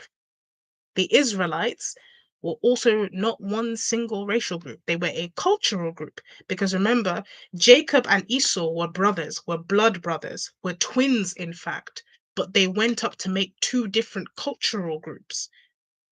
And the Israelites were the children of Jacob. And so it's not about race. So the Jews and the Gentiles were not two different racial groups. They were two different cultural groups. And that's what people often forget in this conversation. It's not about race. Race doesn't matter. Race is actually a concept, because in the same family, you can have people with two different phenotypes and two different skin colors. Even in my own family, I am not the same shade as both my parents. I am not the same shade as both of my siblings. My brother is lighter than my sister. My sister is lighter than me. My mother has a thinner nose than all her children. So, and we're all racially black. So, even you have black people with naturally blonde and straight hair. It's a thing. You have people in my family with different eye colors other than brown. One of my mother's relatives has gray eyes. And so phenotypes are not exclusive to one race. Um, Even skin tone variations are different. And so the race doesn't play an impact. Race doesn't have anything to do with this discussion. Okay. Double A says, I like how you always talk about topics from the perspective, makes me feel valued. Ah, I do try my best. I'm glad that you feel valued, though. I do try my best. It also happens that I'm talking to a lot of men, and so I just feel like, it just kind of comes naturally. I don't think I ever think to myself, oh, what's the male perspective? I think I just, because I'm talking to men, I sort of just do that naturally. But I'm glad that you feel valued. Pardon me, let me rephrase that. How would you um analyze a bicultural marriage? Okay, that makes more sense. Um,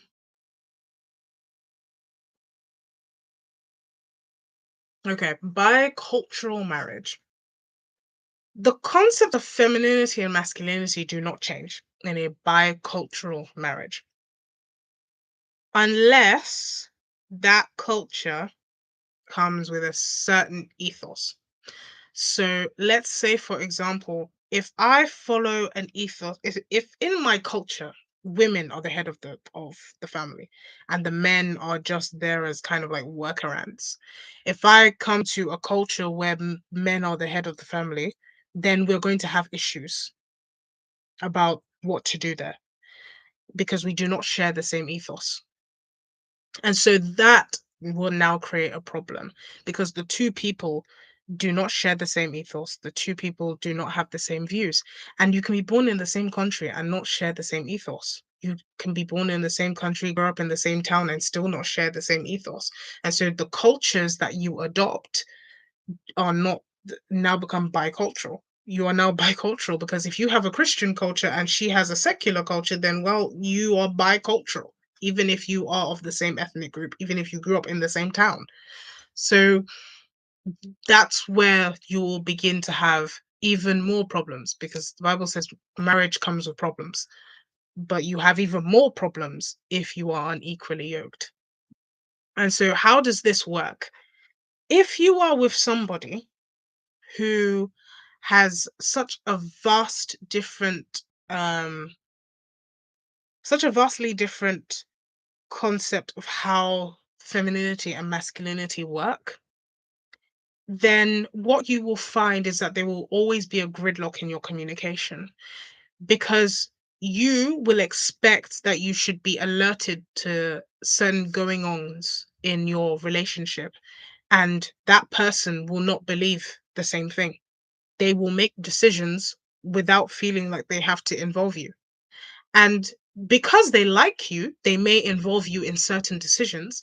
And in others, they may feel like, but why do you have to know my financial information, for example? They may feel like that is private. And for their own security, they need to keep that away from you, no matter how much they like you.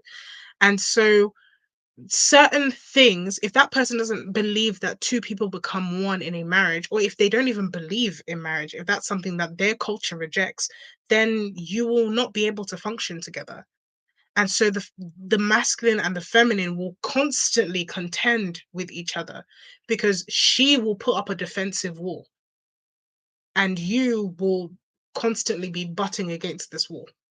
And so that relationship will not work. And so when it comes to culture, bicultural marriages, you have to consider whether you agree fundamentally on certain things. There are superficial cultural things like food, for example. I can like eru and you can like beans on toast. And I can say that's trash and I don't want to eat that. And we're going to eat eru. And that's a very superficial thing because eventually we're going to come to a compromise. And that has nothing really to do with masculinity and femininity. That's food preference. And if I really like you, I might make you a beans on toast while I make myself an eru because just to keep the peace. And that's me being almost submissive. So superficial cultural differences are nothing to worry about because you're going to have differences anyway. If you come from up north in the country and I come from down south, we're going to have differences. We can be in the same country and we can have very similar cultures, but just our tastes in different things will determine some of the problems that we have. But if on the fundamentals our cultures are too different in terms of what we fundamentally believe about things like it's in the context of a marriage, how men and women are supposed to behave, how men and women are supposed to be treated, how children are supposed to be brought up, these sort of things will determine whether this relationship can work. And so those are the things to consider when going into a bicultural relationship. Do you agree on the fundamental things? Do you agree on the ethos that you want to have in your life? Because if you agree on men and women, but then she thinks or you think that it's okay to steal from capitalist corporations, and she thinks it's never okay to steal, you're going to have issues. So yeah, that's those are the things to consider, and that's how the concepts can become temperamental in a bicultural marriage. But yeah, you just have to, it's all about fundamentals and principles. Things like food, things like cultural dress, whatever, that doesn't really matter. It's about the fundamentals. Do you agree? Do you have the same ethos? Uh, uh, uh, uh, uh, uh.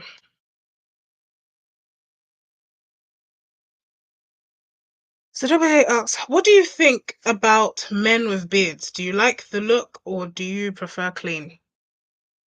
I think it just depends. I mean, do what makes you look nice. Um, when it comes to looks, I think this is an important discussion to have, especially when it comes to masculinity and femininity, because certain things have been associated with the aesthetics of masculinity and femininity. And that's something I want to talk about. So when we look at the aesthetic of a masculine man, we come up with things like bearded, tall, 6 foot, broad shoulders, um, massive muscles, plaid shirt, can fell a tree in like 3 swings, all those very superficial things. That's the aesthetic of masculinity. When we talk about the character of masculinity, it's something different. Aesthetics and character are two different things. So I'm not talking about like he's uh, a brave person or courageous. Those are characteristics. I'm talking just about the aesthetics. So when we look at the aesthetics, we think that because he's tall and he has a head full of hair and he has a beard and he has muscles, that he must be a strong, providing, kind, courageous man. That has no correlation. You could be a bearded serial killer. You could be a bearded jerk. You could be a bearded guy who looks great but then has no character. Your aesthetics are just the way that you prefer to look. You can be beardless and be more masculine than the guy who can fell a tree because you actually do go about performing your masculine duties with the right character and attitude. And that makes you masculine, not the beard or the plaid shirt. These are all external things that with time will fade. You can have the greatest beard of your life. Get old enough, and that will not look so great anymore. It will turn white. It will lose its fullness and its color.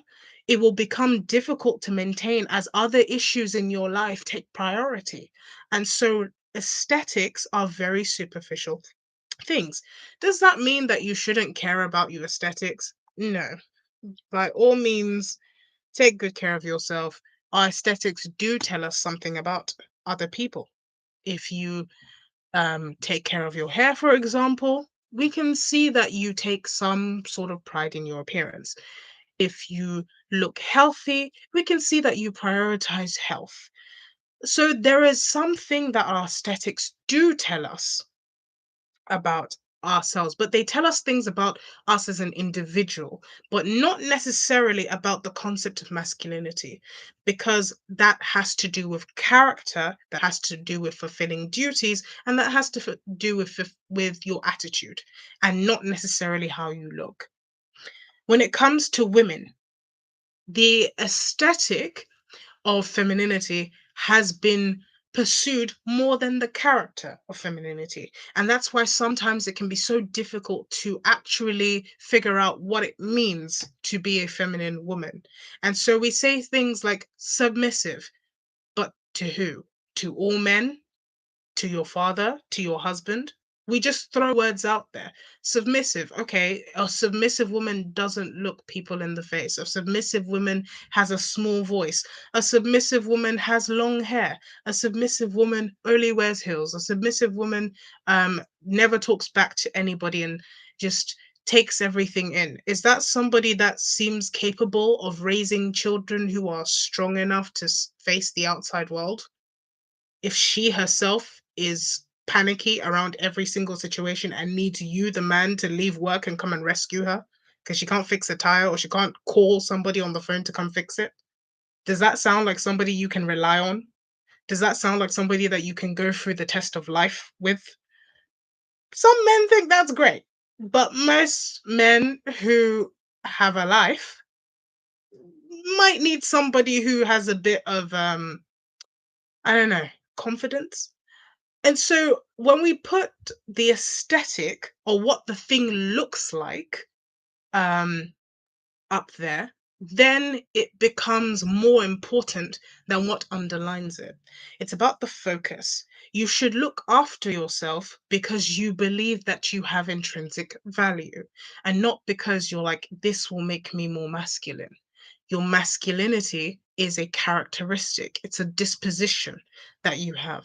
And so when you have discipline, when you're somebody that believes that there is an ordered way in which you should live your life, your aesthetic will slowly conform to the way that your beliefs are going. But it shouldn't be the aesthetic first and then the beliefs later. So we have to put things in a correct order, I think. And so when we focus on the aesthetic and not the inner work that needs to be done, it's so easy for people to just conform to an aesthetic. It's so easy, for women to just put on a nice dress, put on makeup, look a certain way, but you don't know the character of the person that you're getting. It's so social media. One thing social media has revealed to all of us is that what people look like is not always how they are. You have some of the sweetest looking people who do the craziest things. She looks so innocent, but she's dating the whole block. So, there's so many things that looks can deceive us. Looks can really deceive us. So you have to pay more attention. Looks are obviously important. I'm not going to say look unhealthy or look shabby or don't present yourself as the best, because if you do believe in putting your best foot forward, your looks will follow suit. But they can't be the most important thing. You can't make decisions based on looks. They're fleeting. Charm is deceitful. Beauty is vain. These things fade over time. They will inevitably fade. No matter how much you try, they're going to fade. Some things are going to fail as you grow older. And so the important thing, what doesn't fail, is the strength of your character. And that is what femininity and masculinity is more concerned with than whether you wear an apron when you're baking cookies. And so these are the things that I think we need to take the focus so much off looks, because there is a feminine aesthetic, there is a housewife aesthetic, there is a trad wife aesthetic, and anybody can wear it. That does not necessarily mean they are these things. If you go into a lot of like vintage women who like the vintage aesthetic, they often have in their captions trad aesthetic, not trad values. These are not women who believe in traditional values, but they just like the aesthetic. They like the vintage hairstyles, they like the vintage dress, but they don't think they should live in the way that traditionally women lived. And so it's so easy to copy the aesthetic. And so we have to move past the visual and be like, okay, this, and look more, and I don't know, maybe bring back getting to know somebody, and bring and look at that rather than looking so much and focusing so much on the aesthetic. And so, to answer your question, to bring it back to the actual question, as I've very much diverted, do I prefer beards or do I prefer a clean shaven face? I actually don't care. I actually don't care whether you have a beard or whether you have a clean shaven face. Do what you think makes you look nice. If you look good in a beard and you want a beard, by all means, go for a beard. If you look great, clean shaven, and you think that makes you look presentable, by all means, shave clean. I actually don't control how you look. And I don't think anyone should control how you look. It's how you choose to present yourself. Some people look great with beards and some people don't. It's just like some people look great with like really short hair and some people look great with really long hair and some people look great with medium hair. So just do what makes you look as best as you can and as best as you're comfortable with. So that's what I would say because I, to honest, don't really prefer either. It's what looks good on that person. If that person looks attractive with a beard, I'm going to be attracted to how they look. If that person looks attractive and they don't have a beard, I'm going to be attracted to how they look. But it doesn't mean I'm like, okay, this person has a beard, I'm attracted. The beard doesn't really hold that much of like a thing on me. I'm not someone who's like, "Oh, you must have a beard." That's not really one of my requirements, so it's not really something I care too much about. Duh, duh, duh, duh, duh. But isn't physical health in some regard reflective of discipline of character? Of course, this can lead to arrogance, but it can also lead to endurance and self-control. Like I said, don't discard your physical health. I'm not saying that you should not exercise or you should not eat well or you should not take your vitamins. That's not what I'm saying. But I'm saying the when your focus is the aesthetic of the thing rather than the characteristic behind the thing, that's where you have the problem. Because if I'm exercising because I know that it will allow me to live longer, it will allow me to be fitter, it will be better for my health in the long run. I won't have so many aches and pains. It's just better for my family members. I can lead by example if people who might be reluctant to exercise see me exercising and they can be inspired. If you saying that when I exercise, I feel it's easier for me to eat more healthily, it's easier for me to avoid negative practices, then that's by all means, that's great and you should go for it. But when your motive is, well, the more muscles I have, the more macho I look, you're not really doing it for the right reasons. And so that's when you gain the muscles now and maybe you don't get the attention that you thought you would get, or maybe it doesn't get you the woman that you thought you would get, or maybe it doesn't make you feel the way you thought you would feel, that's when the that's when you have other problems. That's when it doesn't cure the lack of self-confidence that you had before. You shouldn't be trying to get muscles because you want to be a confident person. It can aid that way because as you exercise you feel great about yourself, but that's a deep rooted character issue. That's a deep rooted issue that needs to be tackled by doing internal work.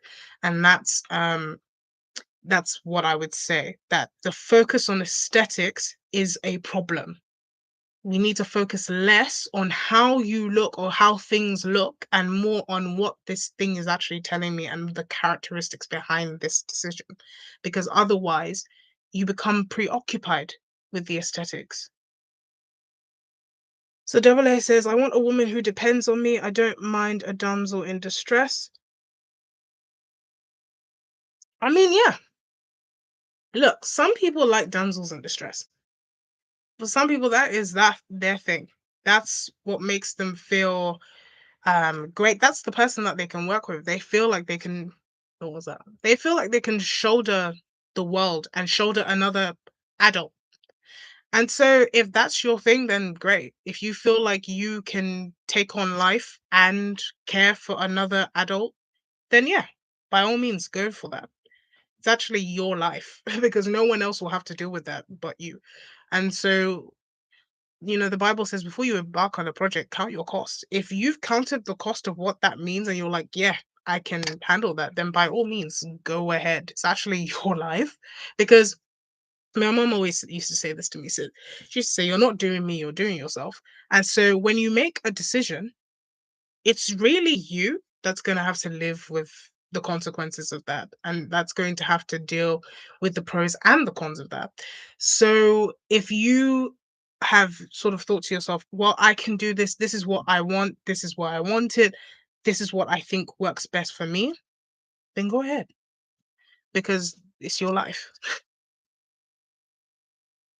Okay, Daniela says, with damsel in distress, the way I see it, it's not bad to tell half the population that tends to be physically stronger to be protective with their strength. That trope can exist alongside other kinds of characters as well.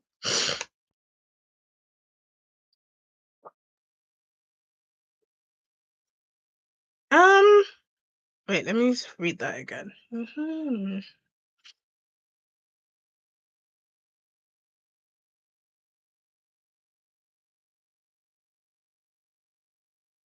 Yeah, I mean, it depends what you mean by damsel in distress, because I'm taking it in the literal sense of the word. I'm taking it like this is a princess that needs to be rescued.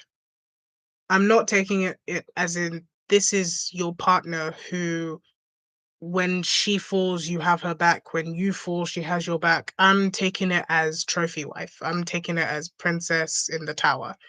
And so it says the female character being captured, being someone captured in danger, etc., and the male love interest saves her. Yeah, I mean, I don't really see how that happens in everyday life, except in the sense that this person literally can do nothing without you. Because remember, there's damsel in distress, it means one thing in a storybook where there's a one instance in which um the damsel in distress basically is in one instance in a story where a woman gets captured by a dragon and then you slay that dragon in the one instance and then you go home and live happily ever after. And then there's real life. If you have to save her every day, it's a bit extreme, but some people can handle that. So that's sure. That's your own. Okay. You can have that exist other alongside other female characters as well. Yeah. But the thing is, you also have to kind of look at what characteristics typically exist alongside each other. So alongside the damsel in distress is often the dainty princess. Alongside the dainty princess is often the dependent. So when somebody has, because you can't have the warrior princess and the damsel in distress. These are two diametrically opposed things. And so rarely do they exist alongside each other. And I know what you're saying. There's a thing, stories are pictures, not diagrams. It's true, but they do tell us something about what characteristics typically exist alongside each other. The damsel in distress is almost always a princess who has lived a privileged life, a princess who often has not really achieved much for herself. And so when you take that characteristic and you bring it out into our real life, what are you asking for from a real woman? You're asking for a woman who typically hasn't achieved much for herself. She may be privileged, which can be a good thing. It's actually a beneficiary thing, like a ben. Can't speak today. It's actually a good thing. She may be somebody who doesn't have many aspirations other than continuing her prescribed way of life. So, what does that mean for you as the man? Not only do you have to be a hero to this woman who has lived a privileged way of life, you also have to provide the same kind of privileged life that she has lived in. And you also have to be someone who is constantly in that role, in addition to your own issues, because she doesn't provide much outside of being the princess. It doesn't. So, that is kind of what I'm saying. I'm not saying that it doesn't align with other female characteristics, but it's not a pick and mix. You don't really get the warrior, the efficient, and the damsel in distress. That doesn't mean people don't fall into trouble sometimes. I'm not saying that the warrior princess never has any troubles, but you have somebody that you can work with the warrior princess. She usually has I'm going to use sidekick here, like thinking of Xena and the warrior princess and Gabrielle. does it Xena's not completely devoid of help. She also has her love interests in that, who are typically other warrior men, because the warrior princess typically wants someone who is stronger or as strong as her, whereas the princess just wants the squire who's trying at being a knight. And so that's what I'm saying. Certain characteristics go with other characteristics. And so it's not, you have to think of it as like real life humans as well. You don't pick and mix a human. You don't get to say, well, the body of Aphrodite, but then the attitude and go-getting mentality of Athena. They don't, they're two different characteristics. With Aphrodite, you get beauty, you get sex, you get manipulation, you get tantrums. You Those are the things that go with each other. So I'm not saying that every beautiful woman throws tantrums. That's not what I'm saying. But I'm saying that when it comes to that damsel in distress archetype, it sounds cool in a story, but you live in the real world.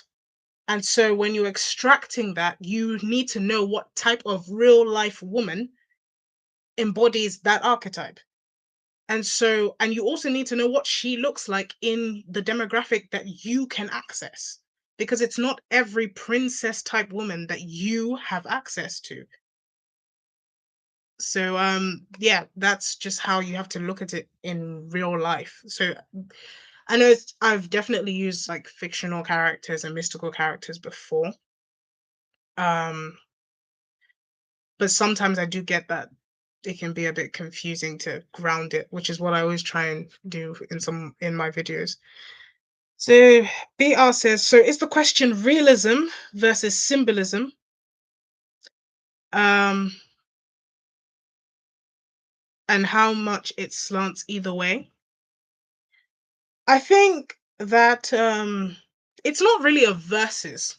It's not like versus symbolism versus realism when it comes to masculinity and femininity.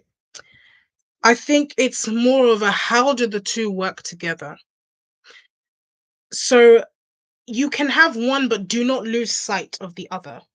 You can understand that this is how femininity is as a concept, but also realize that in real life, this is how that concept plays out. So they're not against each other, they work together. But sometimes, because of our preferences, we like to look at the symbolism and ignore the realism. It's okay, VR. Like you can really come in whenever, and also I'm gonna post this up later, so um you'll definitely be able to see the rest of it. Yeah, so like I was saying, it's not like a versus. It's we can have both of them, but don't lose sight of the other. It's often more pleasurable to look at the symbolism. When you think of the princess, oh, she's fair, she's lovely, she's gentle, she wouldn't hurt a fly, she's delicate and dainty, and that sounds really great. But think about what that looks like in a real life woman living in your modern world. Can you afford that kind of woman who is scared of her own shadow? So, because as much as we would like that, your finances may not like that. And also, think about it on days when you're not well. Like sometimes you get sick, sometimes you're tired, sometimes you need support yourself. And can you be in a relationship with someone who constantly needs your support, but you never really get any of that back except from looking at them aesthetically? So that is also how we have to don't lose sight of the real world. And I've made a whole series about the dangers of the Fey world, but so that was the reason I made that series, because sometimes we get lost in the symbolism and we ignore that the real world has its consequences, and it also has its own rules. And while the symbolism and realism do interact, you can't have one without the other, but sometimes we ignore the realism in favor of the symbolism, and that's not the right approach to use. Okay. The real trad wife is probably a stockier woman that knows how to kill a chicken, and it's awesome. That is so true. A lot of people don't talk about this. The real, like, traditional wife was. was mom. It was like mama, not even mom, mama. That was the real like traditional wife. That was, it's the Sunday school teacher. That was the woman who baked cookies and ate them too. So like that, when we think of like the traditional wife, that was a woman who knew how to deal with the real world. That was a woman who knew how to deal with uncle having a family in another town and his wife just finding about it. She called the family community together. She could handle tough issues. She could handle when who was sick. She could gather money to pay for the hospital bill. Like, this was somebody who could deal with real life situations.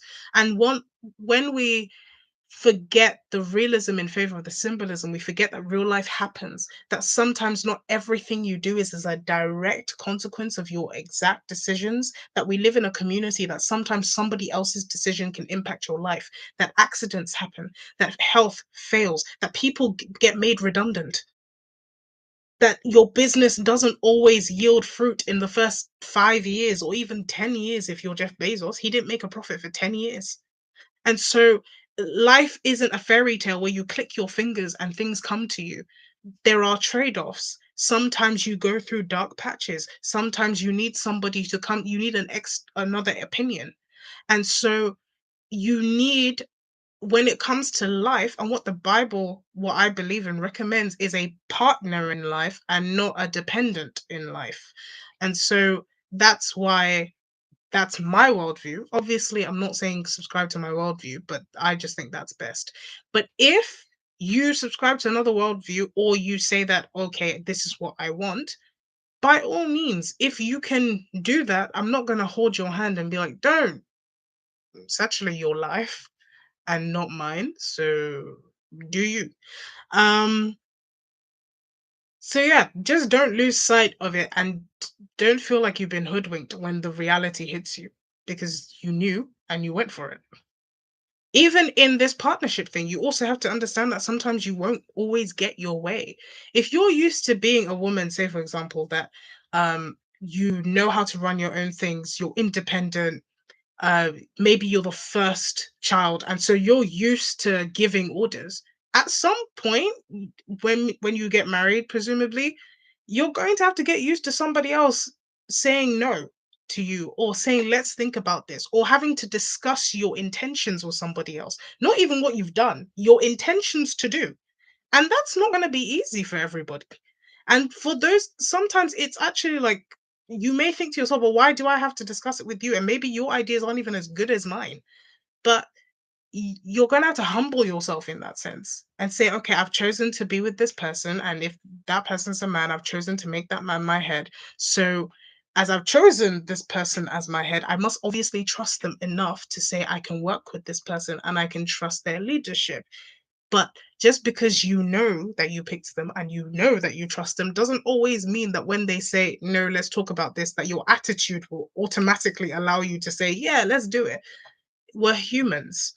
And so we have to bear that in mind, that we're not perfect. Some days you're going to be like, no, your idea doesn't make sense. And you're going to have a back and forth. And that's just how life works. That's how a real life marriage works. Okay.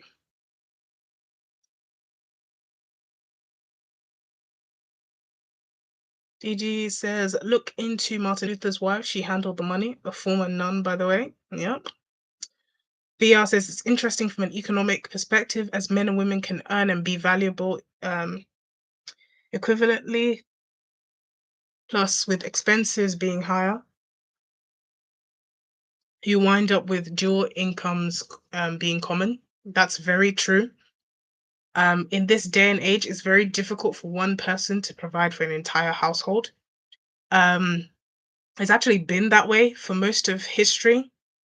Not necessarily because it was expensive to have a house in ancient historical times, but because you and your wife would be owned by a lord and you would be serfs. And so both of you would just be forced to work. And not because your house, which is probably, made of mud and hay and other local materials, sometimes stone, later on a little bit of brick, but not because of that. but not because your house was really expensive, but just because you were owned. And even in the Victoria times when people weren't necessarily owned, but you would have to work because it was just so expensive to live. Even children during the Victorian times worked. Usually, what would happen is that the eldest child would stay home and work. But as we saw in the industrial age, children would have to work, and the sort of younger you are, you could be a chimney sweep. And so people in general have had to work. It's not so uncommon for a woman to work outside of the house. That's why even in the Bible, it tells the Proverbs 31 woman that your even though you're working outside, your main priority should be in the home, because clearly it had to make a mention of this because there were examples of women who worked outside of the home so much that they forgot that they were needed at home too. And so that is why these examples exist. And the Old Testament was not written yesterday. Okay. There's a reason why we strive to embrace biblical virtues. That's very true. Um, BR says very different from the trad way, as it's more valuable to be specialized than generalist, for better or for worse. Um, Double A says, what does it say about me that I like tall women? Um, Callum asks, taller than you or tall in general? Yeah, I'm asking the same question. And to be honest, either way, I don't really, I don't know. I mean, obviously there are things that we can probably say about you that maybe you like long legs. Maybe that's your thing. Tall women. I don't know. Maybe you just have you have what it does say about you for a fact is that you have a particular aesthetic in mind that appeals to you. And that aesthetic is important enough that when you are attracted to somebody, it goes beyond characteristics, and now tall women is something that is a direct specification in your dating portfolio. Like if she's not a tall woman, it's difficult for you. And so it shows that aesthetics is such an important thing to you that it has now become a specification, because there's a difference to saying whoever is attractive, like if you look good in something then I'm gonna like you, than to say, okay, this specific characteristic, um yeah, is something that I have to have as a requirement. And yeah. Callum asks, is it in any way embarrassing that your own audience are confessing their taste in ladies? Not at all. I have a lot of male friends, and so this is nothing new. And also, girls do this all the time. Like, we just don't do it publicly, but we do it all the time. And so, no, I'm not in any way uncomfortable. So Didi says women worked all the time. It's just their business was often done within the household, like perhaps in sewing and selling the products at the local market. Definitely. Callum asks, "Isn't this a public thing?" Yeah, but like I said, to me, I'm not uncomfortable. Sure, it's public, but men tend to do that in public anyway. So my male friends have no qualms about talking about their tastes in women publicly. Um, sure, to be fair, most of my male friends, their tastes in women aren't physical as much because they're Christians, and so they have like different value systems. Um, and I only really make friends with people that I admire. So a lot of them are like spiritually stronger than me. And so that's probably why they've managed to come away so much from the physical. But yeah, they talk about their preference all the time. A lot of them are like, I want to get married someday. And I'm just like, yeah, that's you. But yeah, like I was saying, I'm used to it. I'm used to it. Uh so let's see. Thanks for your responses, by the way. Thank you so much for commenting and asking questions. Thank you. Um, so Daniela David says, "Oh, the occult secrets whispered between the elusive all-female spaces." I mean, yeah, the group chat is elusive, and that is something to say. There is something to say about women's spaces because it tells you something about femininity. It's very internal, and so a lot of women we like to form our own groups and we like to confide in each other. Even in my fellowship group, which is mixed, male and female, but we ended up sort of forming our own sort of female side fellowship just because there are things that women go through, there are experiences that we have that require a lot of confidence to say. And perhaps this is as a result of socialization. I also think it's just a part of the nature of women. We like the safety of an enclosed group. And so w- when the group includes a bunch of different people, and especially people like men who may not share some of our experiences, we like to have a sisterhood. And so the women's congregation is a thing. We like to have our own little spaces. And I know that men also like to have their spaces. Remember, we are human beings. We like to have our own little groups. But I think women, there's a special sort of little safety. Men like to have their groups because they're like they can be themselves and everything. I think women just like the safety of the little net. And also the like, oh, now I can say this thing that I couldn't really say before. And I can look around and be like, is everybody go through that too? And you can be like, yeah, we're going through the same thing. And that's how women are. We like the safety of the group. We like it's really more of a safety thing that there is security here. And you have a lot of women, and even in dating, want safety and security. And those are the main things that we're after. And like Double A said, men like their group so they can let the inner lad out, whereas women like the security in knowing that this is a safe place. And so even look at the language that we use to describe this, the safe place. That's really a very feminine way to coin things. Um, and so yeah, that's a little tidbit about women and some of their motivations. Like I was, both men and women love having their groups, but the motivation behind the things, behind why we do very much similar things, are slightly different. Okay, let's see. So Daniela David says, "Get me a woman who can recite the entire catechisms in Latin." Well, that's your requirement, then so be it. So Palace Ashta said, "Today I got expelled from the ladies' corner in my gym.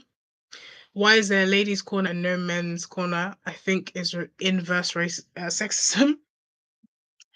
Um, there are a few reasons why you may have been expelled in the first place. One being that you are a man, and so the ladies may have felt unsafe with you being in what they classify as their space. Because remember, the female space is supposed to be devoid of threats of violence, violence being violence, isolation, um, and all of that being the main things that women suffer from. The first thing is that women do not like being isolated because isolation means there's a lack of safety. Isolation means being expelled from the group. And so women fear isolation more than anything else. Women fear violence because there's very little they can do against male physical violence. And so these are the main two things that women fear. And so, why there is a woman's space? Because women are more likely to be vocal about their need for safety than men. Men are more likely to act and act in ways that display that they are unsafe. So they may become aggressive to show that you have crossed some sort of boundary that makes them feel unsafe or makes them feel threatened. But women are more likely to tell you, I feel unsafe, and now create an environment where I feel like I can flourish. And so that is why there is a female space. Now, if you speak up and say there needs to be a male space, they are going to likely consider creating one. But women and everyone expects women to also want a space as well. There's an expectation because women have voiced this need over time. And so that is why there's probably a female space because women fear men because the the most dangerous thing that a woman can encounter is a is an undisciplined man. That is the most dangerous thing that a woman can encounter. It's not a lion, it's not a snake, it's an undisciplined man. What women fear when they walk down the streets at night is not a car, it's a man. And so that is why when male and female spaces interact, women need their own space because inherently men are something that they fear because they don't know whether you're undisciplined or not. And so you have to make yourself appear docile in order for women to feel comfortable around you. And you don't know where that woman is coming from. And so that is why. It's not that women it's not that all women hate men. It's just that what's there to fear in the dark? If you're walking home alone as a woman, you're not actually afraid of the dark. You're afraid that some man in an alley is gonna drag you away and violate you. And so, even though you know objectively that most men are not criminals, any man in the dark could be a criminal. And so, men in general have a fear factor in the female brain. And so, we don't know. And that's why women need their own space, in a sense. That's why they feel like they need their own space, especially when we are in spaces where we cohabit. So that's probably the reason why. Yes, if you want to theorize it, it can be a sense of like, oh, why do women get this and we don't? But it's also because look at what the danger actually is. Like men are also in danger from other men, but you're also more likely to be comfortable around other men because you know that you have a way to defend yourself. You're not physically, you're not biologically wired to be physically weaker than other men. It's if other men are stronger than you, it's usually because unless you have like a disease that makes you physically weaker, if another man is stronger than you, it's because he's just put more effort into his exercise regime. It's not because you biologically, no matter if you do the same workout, are just weaker.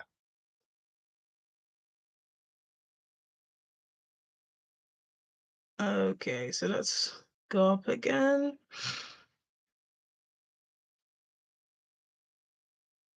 Daniela David said, I think it's fine to have both all male and all female spaces as well as co-ed spaces. Yeah. Um, I do think that that's appropriate. I think even in online we have spaces that men typically gravitate towards and women typically gravitate towards, and if the two sort of mix, there's sort of like a uncomfortable space where they're like, oh, why is a woman here? I've definitely been accused of trying to budge into men's spaces. Um, but I'm not a manosphere channel. I just talk about literature. But you know, when you talk about men, they're like, why are you talking about us? And I get it.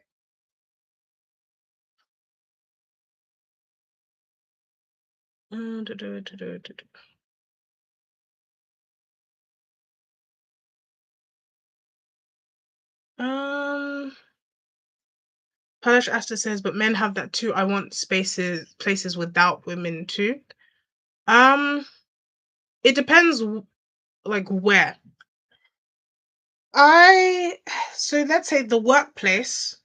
I don't think it's ever gonna become like there's a only male, only female workspace. Because there's such a like a push to drive women into certain workspaces, and that's not because we really want more equality. It's just because the more people you have working there, like you can pay, like they can get a job done. You can push them into certain. You can pay people to do things, and so even having women in like the workforce, now you have more people working for you. Um, and so I think in terms of like gyms, there's definitely a discussion I've seen kind of going on about whether we should have all male gyms and all female gyms, especially since a lot of women are coming out and sort of accusing men of being creepy. at the gym. Whether or not those accusations are true, I'm sure that some of them are true, and I'm sure that some of them are fake. That just tends to be the reality of things. But it definitely raises a question about whether we do need all female spaces or all male spaces, and whether like this cohabitation thing can work in spaces like the gym. Um, but yeah, it's definitely a conversation to have.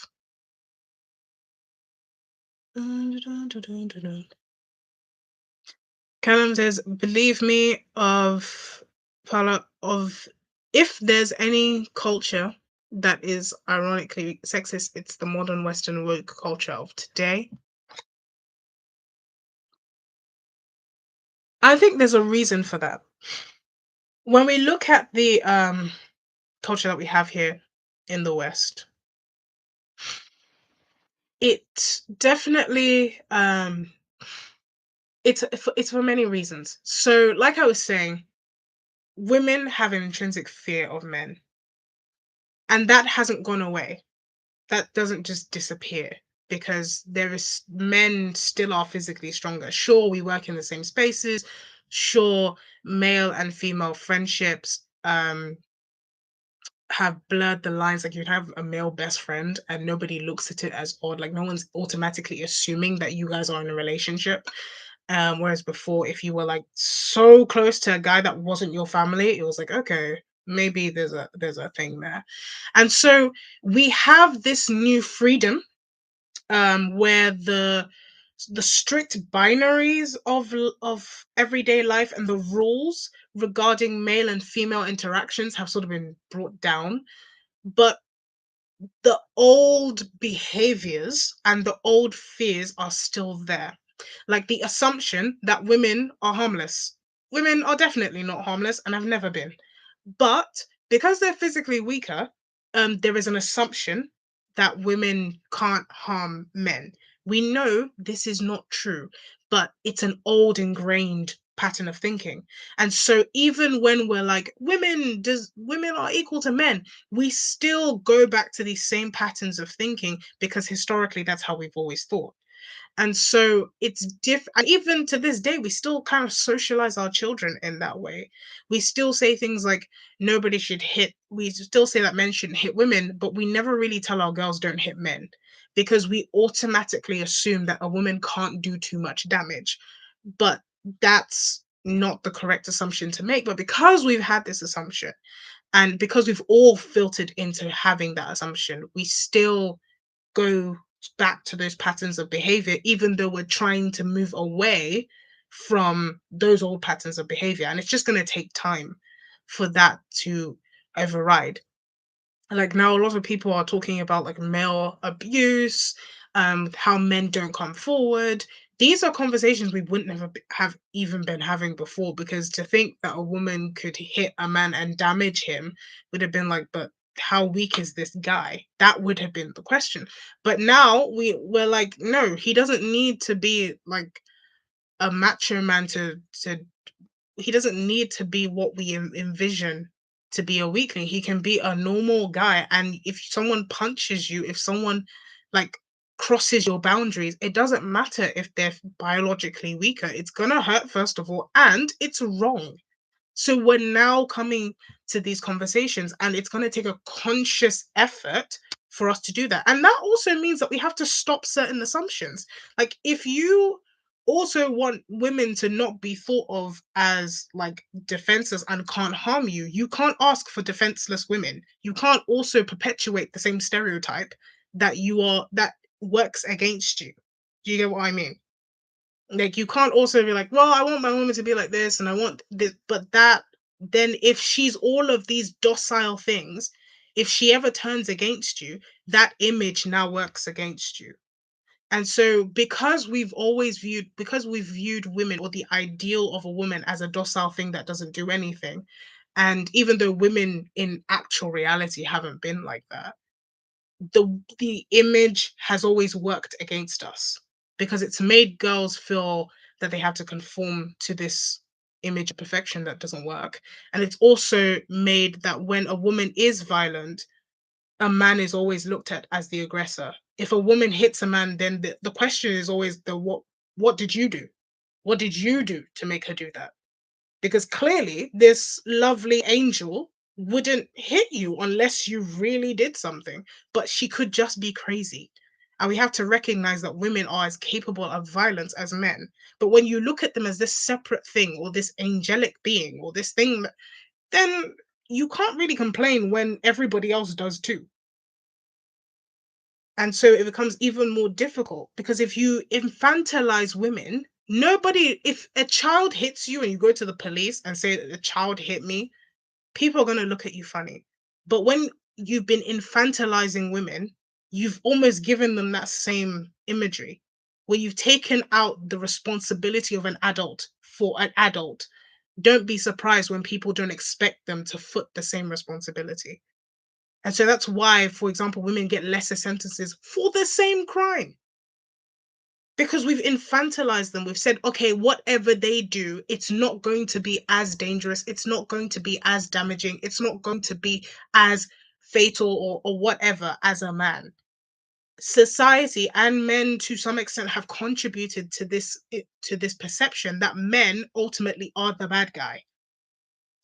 And so, unless you're willing to undo that and recognize that we are both human beings, we are both capable of violence. Sure, physically I'm stronger, but that doesn't exempt you from the responsibilities of your negative decision. Then that's when we can have a conversation. So, you have to look at women as people, as flawed human beings, as not these angels floating over you. That's the illusion you have to break because it doesn't exist. Okay, let's go back to the comments.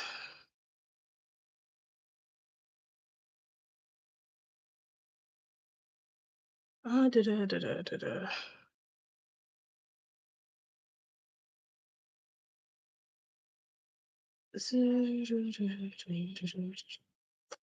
Double O says you really need to make a video destroying Patrick Bateman and his misogyny. This Callum says the same. I would recommend speaking against Andrew Tate. Andrew Tate is an interesting figure. I'm someone who always says, okay, let the evidence come out. You know, I've heard a lot of allegations about him, and I've said, you know what? Let the courts do what they need to do. And when the evidence is out, then we label somebody as, you know, a trafficker or whatever else. But I can't lie, what has come out so far hasn't been encouraging. I'm not in any way an Andrew Tate supporter. I don't really mess with his message. Um, but he's entitled to say what he wants to say, so long as he's not breaking the law. Um, yeah. And Andrew Tate's not the first person to say things like this. He's actually not the first person to have this message. I mean, you hear it every day from normal people who don't have a platform. He's just a guy who got a platform and could say it. I've actually heard people say worse things in real life and to my face. And so it wasn't like I was hearing some monster. I was just like, yeah, this is one of those. This is one of those guys. And you just sort of move on. Now, if he is guilty, then please throw him under the jail.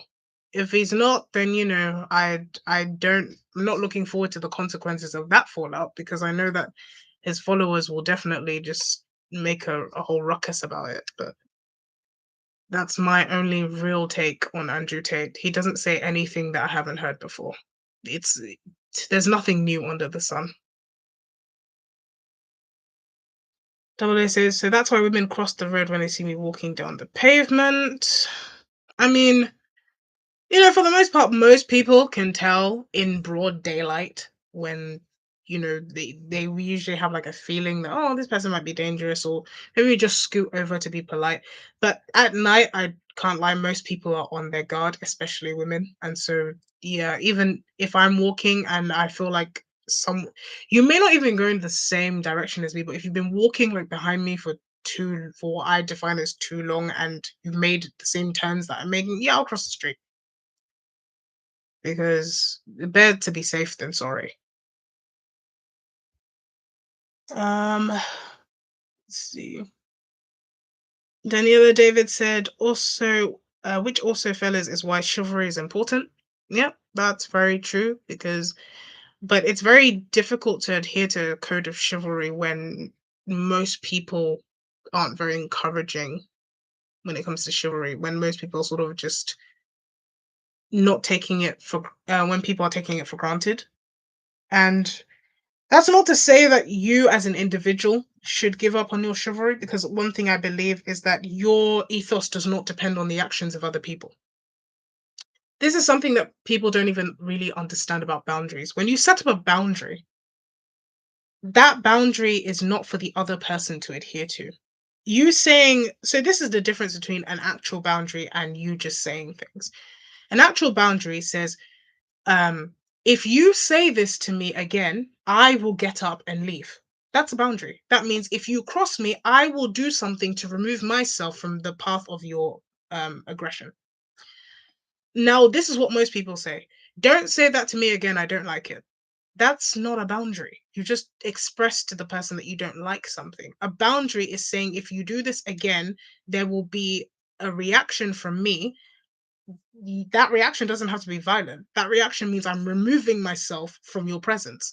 That means that boundary means you will no longer have access to me. And so chivalry is, sure, I'm going to behave how I'm going to behave because that's my ethos. If you don't appreciate me, I will remove myself from your presence and you will no longer have access to my benevolent behavior. That's all that means. I'm just going to remove myself from the situation. But what a lot of people do is that once somebody crosses their boundary, they expect the person who defied them in the first place to now make amends. That's not how it works. Most people, if they've offended you the first time, they're usually not going to make amends for that. They're probably going to offend you again. So just, and that's not to say just cut people out of your life because nobody's perfect. But if someone has seriously crossed a boundary, it's up to you to make a decision and not up to that person to stop doing what they're doing. Yeah. Um, Palace Ashton says we need safety everywhere and we need a culture to discipline men and women that are aggressive. We need a culture that disciplines everyone. We need a culture that has a code of conduct. Now, unfortunately, that will not be the case. You will never really get a state that imposes a particular culture on people because then it turns tyrannical very quickly. And even when you have a so called Christian state, that always turns tyrannical. And people end up associating the abuse with the actual ethos. And so it's better for the individual to have an ethos and behave in a way, and perhaps people get inspired and they also choose to behave in that way, and that's how things begin to change gradually. But for, I don't know, a state to impose a culture or for social media or for it to come from the top down, that rarely goes well. So yeah, I think just each individual needs to come up with his ethos or needs to adhere to an ethos and just stick to it and not let other people um determine how they behave.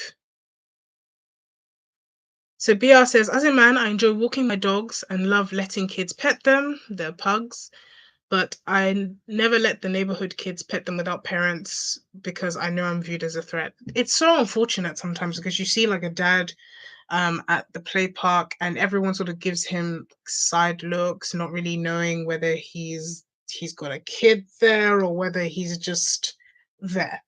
And it's sad that that's the case, but it's because of the way that we view men. Because while we know that most men aren't aggressors, but too many people have stories of male aggression. Too many people have stories of an uncle, of a dad, of a brother, of an older cousin. Too many people have those stories. And so it's very difficult to at once be like, okay, we have to be cautious, but then also not make people who potentially are innocent uncomfortable. And that's just the tightrope that we have to walk. And I don't, I would be lying if I said I have the answer to that because I don't really, I don't know. I think just treat everybody nicely Some people make it too obvious that they suspect you, and then it's like, okay. But I think just treat everyone nicely, but then also be aware because you don't no one wants their little cousin or their daughter or their son to come up to them with a story. No one wants that. And I don't know anyone who would say I would rather that than be rude. Some people would choose to be rude over that kind of scenario happening. And I don't know. I think just treat what I try to do is treat everyone nicely. But then I also have younger siblings who I'm very protective of. And so I when I'm out with them or when I'm out with younger cousins, I'm not going to stare at somebody or be rude, but I'm also going to keep a very strong eye on the people I have in my care. And I'm very kind of if I feel uncomfortable, I'm gonna act immediately and sort of push them behind me, push my siblings or my little cousins behind me, or stand in the line of view because at the end of the day, that young person is dependent on me. And so yeah, it's a difficult rope to walk because somebody could be innocent and you just don't know. All you know is that you have to protect the people in your care. And so yeah, it's just it's sad because the world outside is cruel. And yeah, it's sad. But one thing I do always say is that to me it doesn't matter whether it's man or woman because know a lot of people who are abused by women. And that's what I think that's one thing that I have in my arsenal that I always know is that it's not just men, because that's the mentality we tend to have as well, that it's just men who abuse. But a lot of men are abused by women. A lot of girls are abused by women. And sometimes female abuse isn't, sometimes it's sexual, but sometimes it isn't always sexual. So, um, and I have a video that I'm planning which talks extensively about the female hierarchy because that's something I don't think men really know about. I feel like because a lot of red pill spaces have spoken about it, men think they know what it means, but they don't really know what it means. This is how it comes up usually, the female hierarchy. When a woman wears a lot of makeup, or let's say that she dresses a certain way, or she looks a certain way, then men will say, obviously, you're doing it for male attention. That's actually not always the case. Sometimes it's more because of the female hierarchy that she acts that way. And sometimes that female hierarchy isn't dependent on the male gaze. It's actually more to do with isolation and acceptance than it is to do with male attention. Because what women fight over is resource, is status, resource status, who has things, whose life is more comfortable. That's why the term of like um luxury is soft life. It's about who's more comfortable, who's living the best life, who has acquired the most things. I know men have something very similar, but I think as I'm talking, you'll be able to see the difference. So a man, unlike men, where women are also something that can be acquired and talk about status, men aren't something that can be acquired for status. A man used to be, before women could make more than men, a man used to be a way to access status. So, with men, a woman is part of the status. But to women, a man is simply a way to access. He's like a road. And so when you have a particular man, the actual man isn't the thing. It's what he can give you. And that's why sometimes, in a very carnal sort of way, when a man is in a relationship, he's actually more attractive than when he was single, is because the women see what that woman has accessed through him. And so he becomes more attractive because of what he has given that woman and not because he's a great guy. So, whereas a woman, to a man, her beauty, or like, oh, she's such a catch, that sort of thing, she is part of the acquisition. She's not like access to a particular way of life. She's almost like the car and the house. And so that's the difference between the two hierarchies. And so, because of that difference, men aren't as important in the female hierarchy. And so, the reason why women do things doesn't always mean because of men. Sometimes and that's why the woman's friends' approval is sometimes more important than the man. Like, if her friends don't approve of you or don't think you're worth something, she will hide you. If she really likes you, she'll hide you. If she doesn't like you that much, she'll break up with you. Because it's about the female hierarchy. It's about where you put her in the female hierarchy. And so that's one of the things that sort of governs women's lives. And that's why sometimes when women say, "Oh, I'm doing it for myself. I'm dressing this way for myself." It's about how she looks to her friends. It's about how she stands in that group rather than men notice me. Sometimes it can be that way if she's hypersexual and she wants to attract men, but most of the time it's the friendship group. It's the girls group chat. That's the deciding factor in the life. And it can get toxic, it can get crazy. It's very entertaining, but it can get some way. But yeah, that's just a little insight into women and their spaces and why they do some things. So let's see.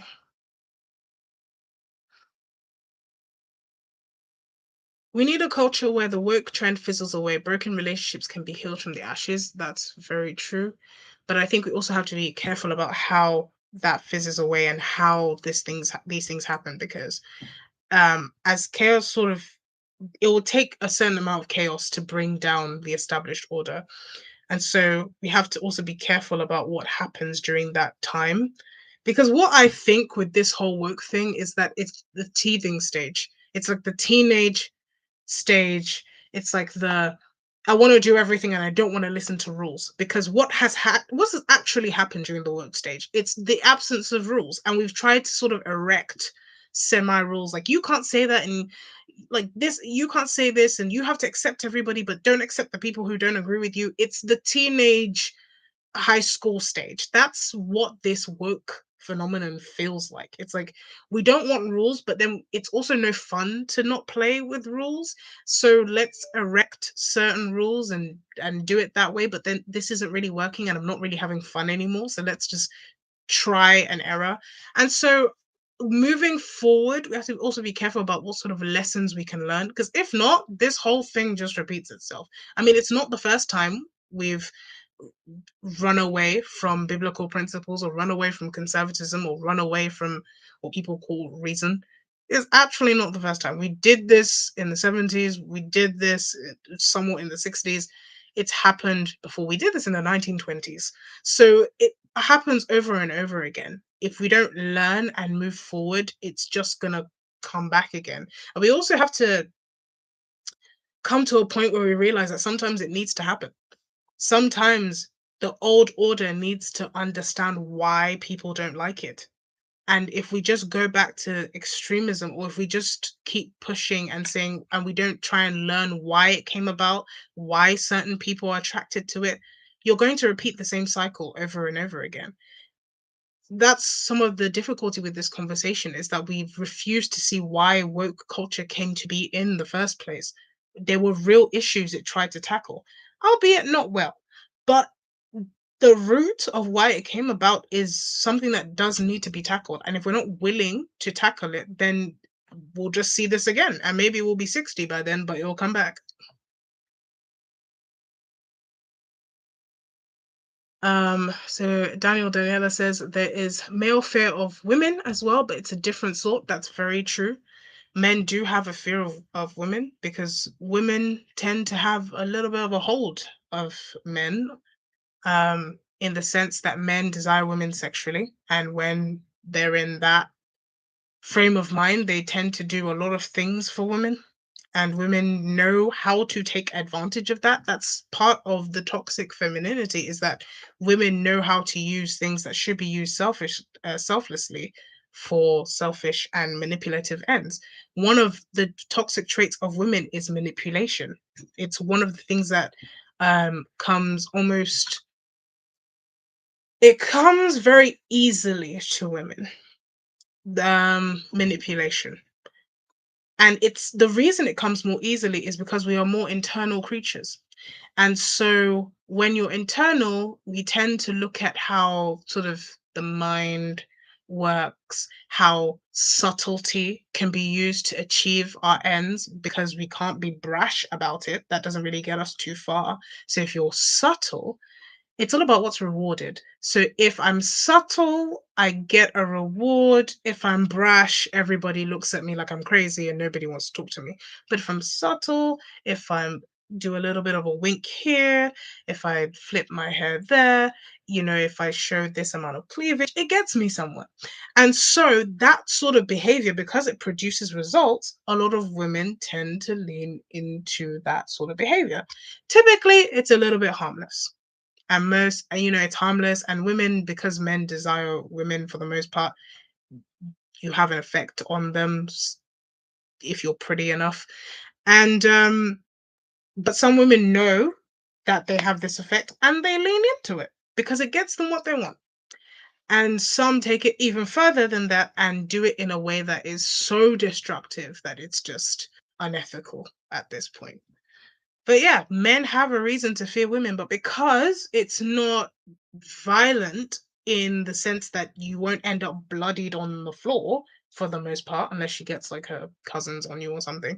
But for the most part, because you won't end up bloodied on the floor, no one really pays attention to it. And then if you fall for it, it's like, well, you should have seen this coming. And so that's typically how it's treated. And it's not fair. It really isn't, because no one should use that kind of behavior. But just like men use violence, women do tend to use more subtle forms of violence, or let's just call it manipulation.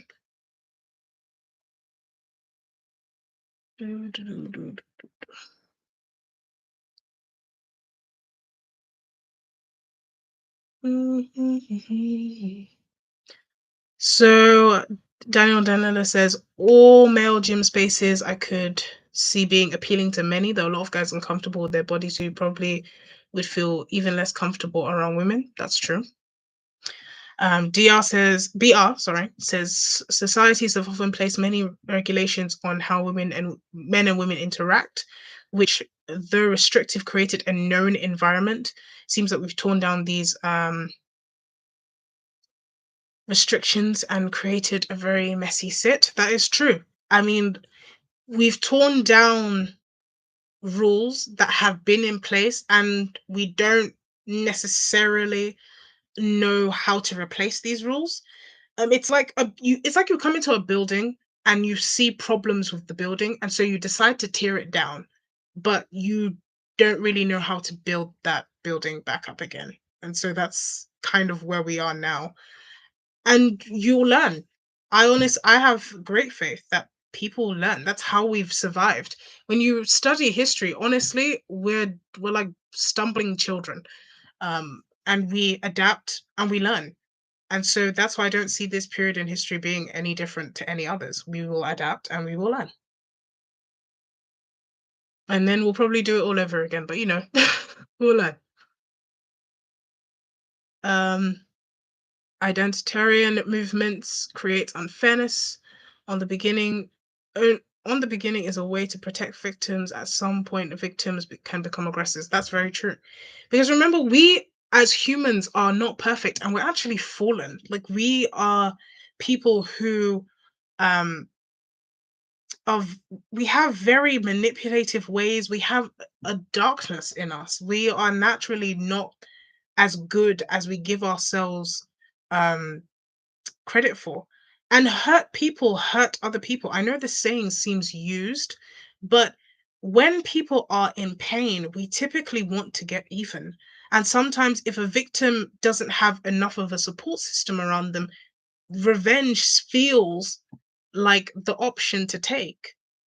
And so it's until we're ready to actually have a conversation about supporting victims, about what happens when people are hurt, and ensuring that we look at victims not as these helpless lambs, but people who could potentially go on to harm other people, then we will have the accurate response to them and not treat them like babies and actually treat them like human beings who've been taken advantage of and now need to go through the appropriate systems to ensure that they heal and do not harm other people. So Daniel Daniela says, as with all things, no matter how bad the old regime was, that doesn't guarantee that things after will be better. Hence why we as individuals need to be careful and prudent. That's very true. But my hope comes in the fact that not only do I believe in a God that is good, but there are always people who will do better. There are, look, when you study history, you realize that a lot of people die. And that is just what happens in life. And that may seem morbid, but those who are not able to adapt do worse. But there are always people who are willing to adapt, who are willing to change, who are willing to go on that curve. And those are the people that I look to and say, okay, but we will move forward. Because just as every curve of history happens, a lot of people who are not able to make that curve do not make it. And people who are able to adapt and change and say, okay, this is what we can do better. These are the people who go forward. These are the people who are our ancestors. Not everybody, not everybody in human history got to pass on their genes. That's just the truth. Not everybody in human history got to survive. Our ancestors fought and were able to adapt, which is why we are here. Remember, they didn't have our healthcare systems. They didn't have, not all of our ancestors had access to safe birthing practices.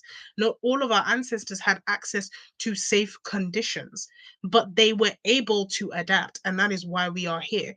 So, just like our ancestors, if we are not able to adapt, if we are not able to move forward, we will give birth, we will either become destructive ourselves and destroy ourselves, or we will give birth to people who we do not adequately train to live in this world, and they will form destructive behaviors that will kill them. And so they will not, our line will not pass on. But those who are able to look at the situations of today's world and raise healthy children in today's world will go on to potentially raise more and more healthy and descendants. And that's how human history works.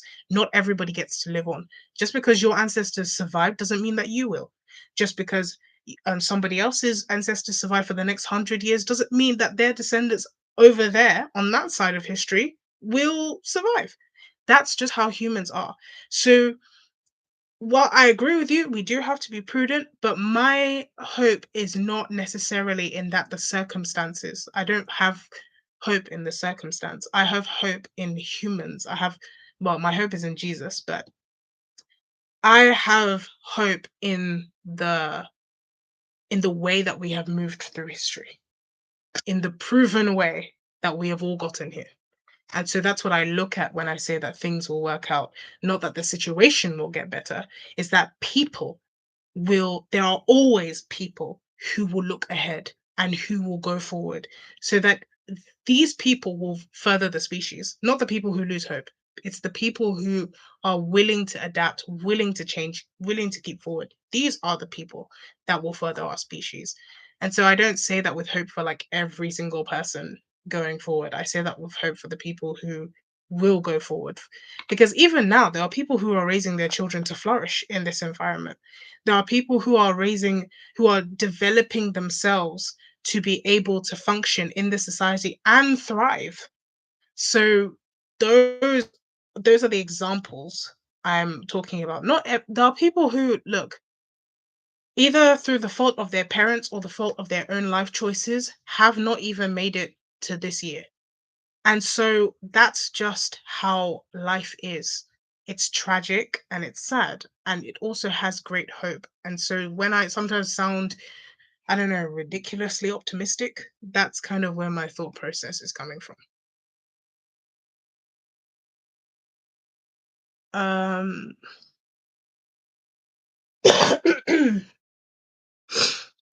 okay. Nigel Ritter says, "Do you think the late Princess of Wales was a good role model of femininity?" The late Princess of Wales. Who was that again?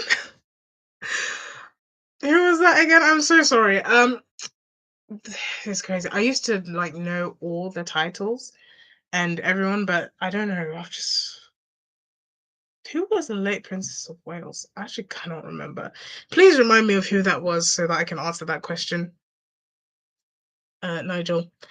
So Callum says, as a man, I love exercise. It's energizing, gives capacity to handle tasks, and healthy to help others. I remember having an adrenaline rush in a 10K run. Spiritually, running shows the race of life. I definitely agree. I mean, we've all been on this channel long enough to see my weight fluctuate. So I definitely do still like exercise.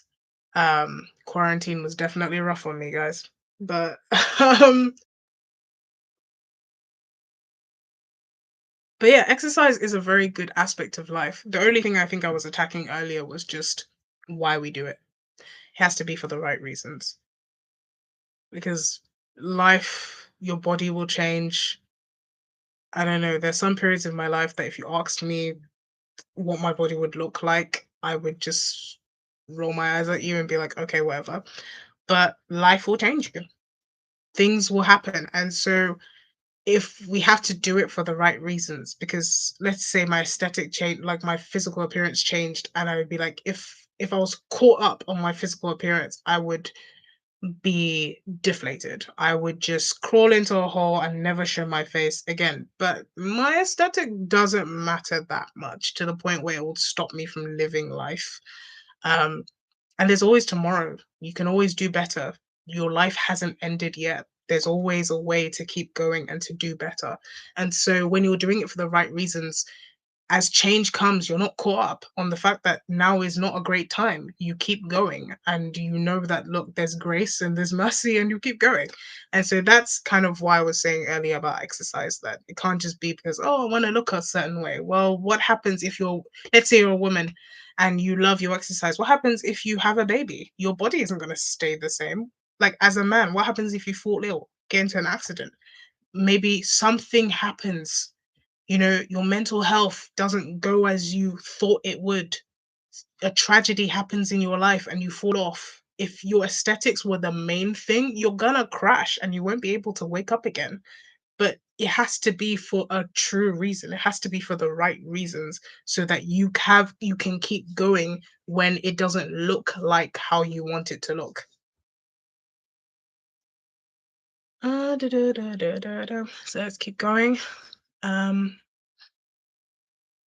Palace says, "Thank you for understanding me as a man and to say that we are at first humans are." You're welcome. I mean, I have a dad, I have a brother, so I have a lot of male friends, and honestly, they're just human.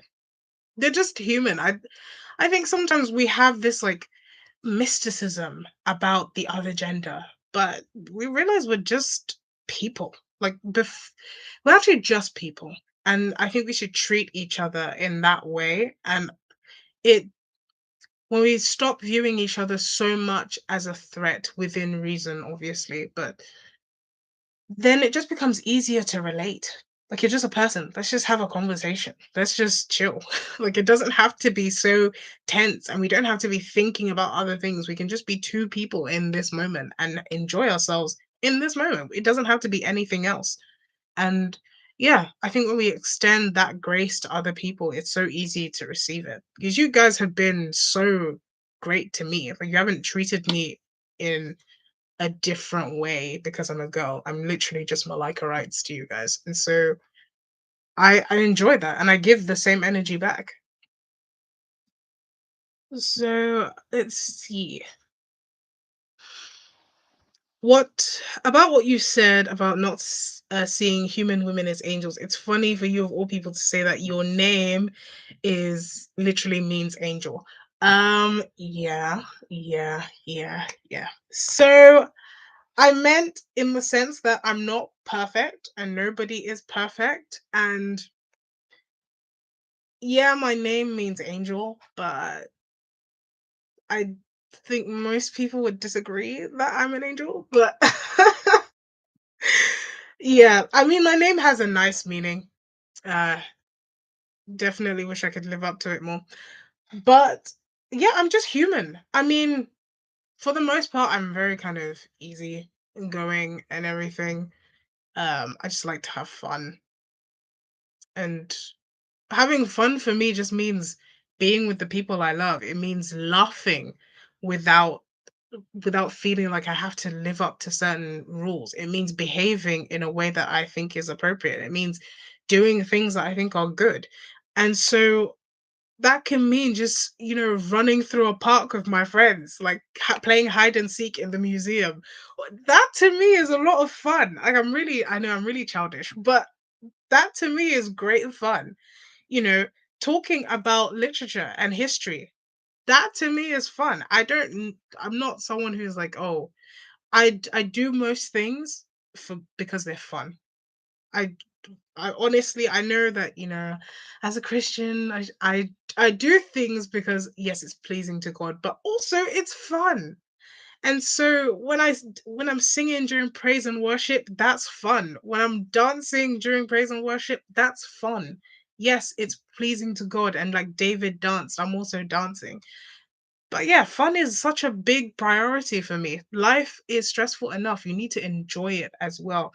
And if you're waiting for some massive opportunity to enjoy it, you're gonna waste so much time. And yeah, so I do hope that in the eyes of God, I do try my best, and He's obviously there with me, guiding me, helping me to live a better life.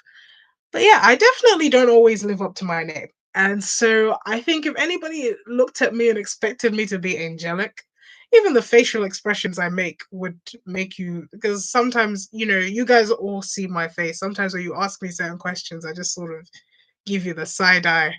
And you already see my expression on my face. I'm not trying to sit here and just, look all angelic and just look like, nothing anybody ever says. Um, Makes me mildly even irritated or anything. Like, I'm not trying to float above the rest of you. We're all human beings here. We're all people. So I'm not trying to be like patronizing or anything. Um, so let's see. We're gonna end the stream soon. We've actually been going for 3 hours and 20 minutes, but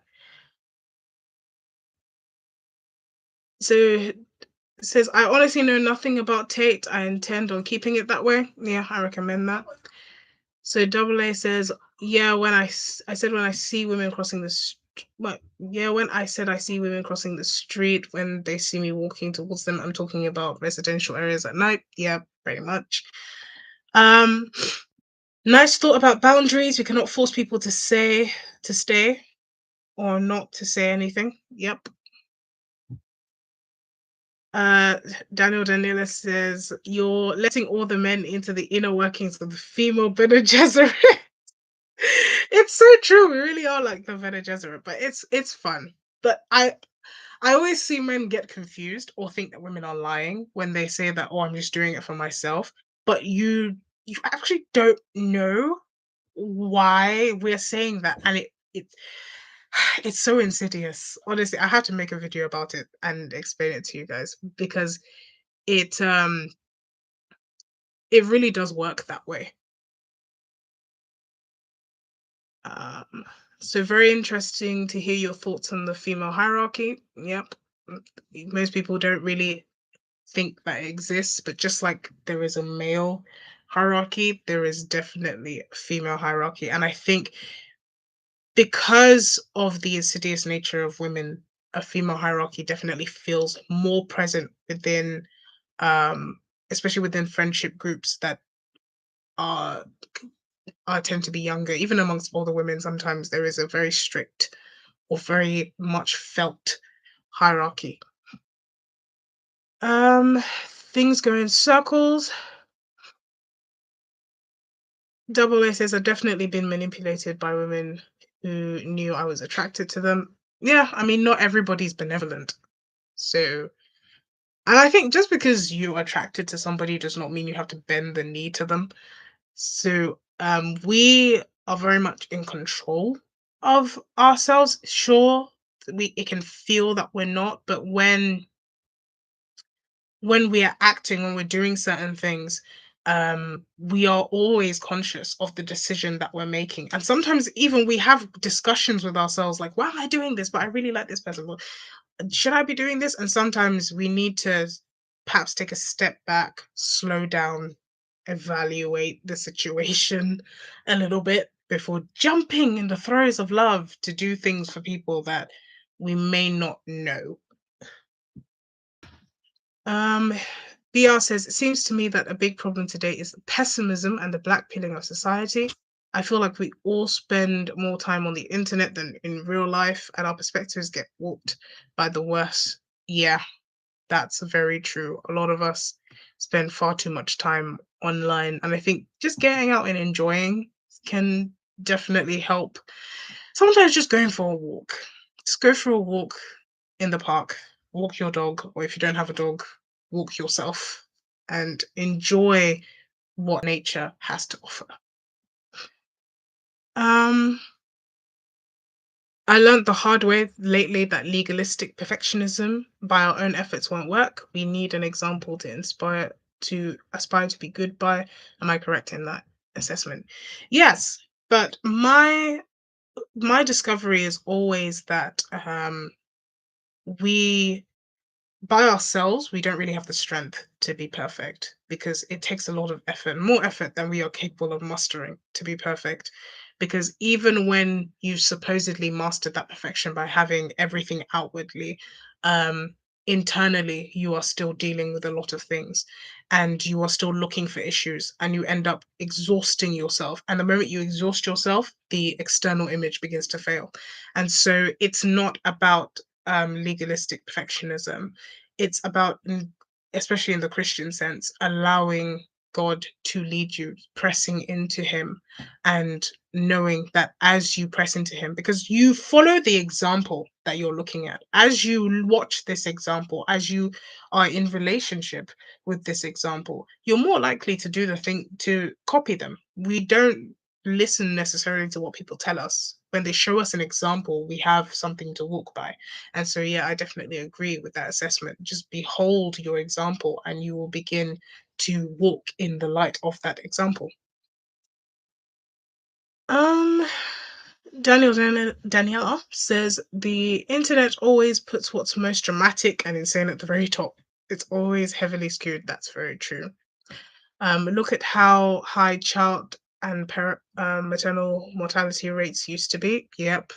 In the past, when people didn't have access to, people still die giving birth today. People still go through hell to give birth today, but it's nowhere near our ancestors. And so we have a lot to be grateful for. Um, says, through fear of this point at, well, can't read today. Yeah, the 3 hours is definitely getting to me.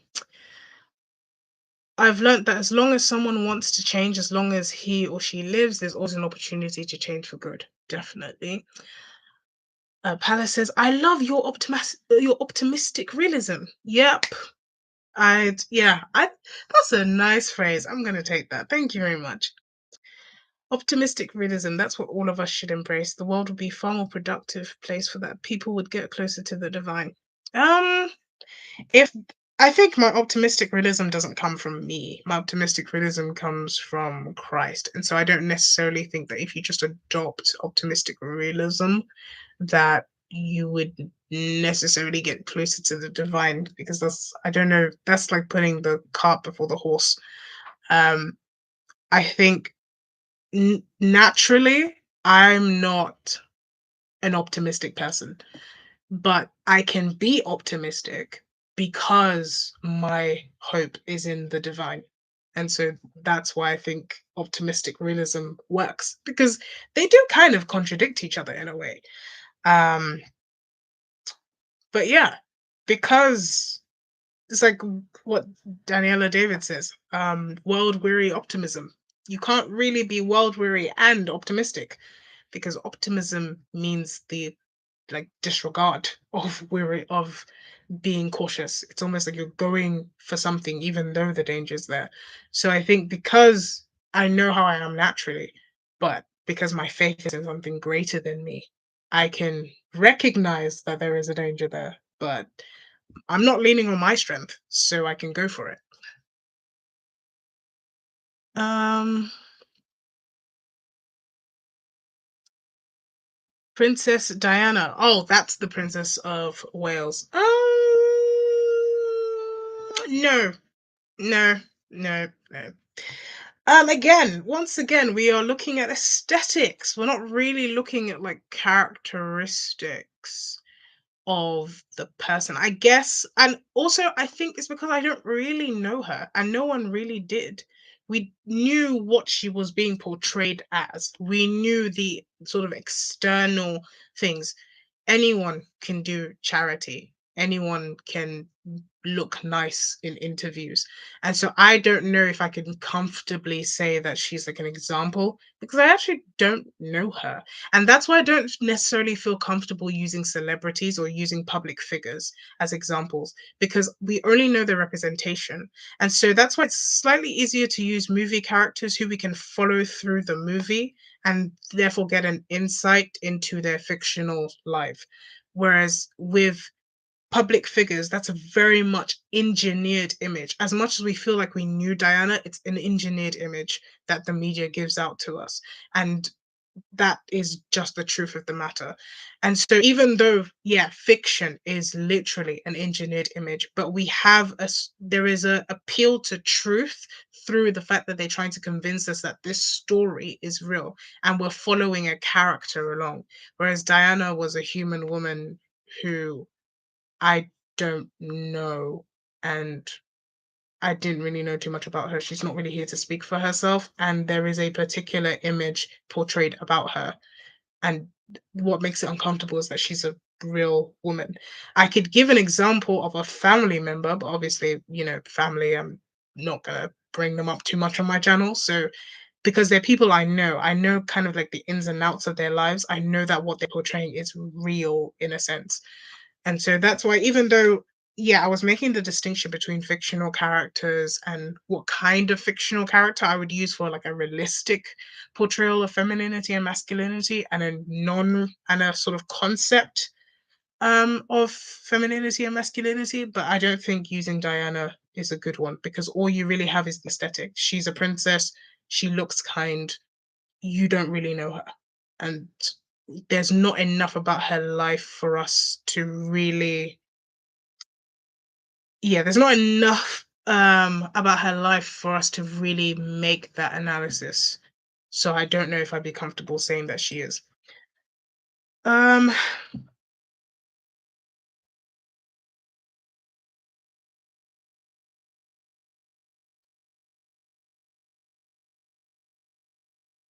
okay.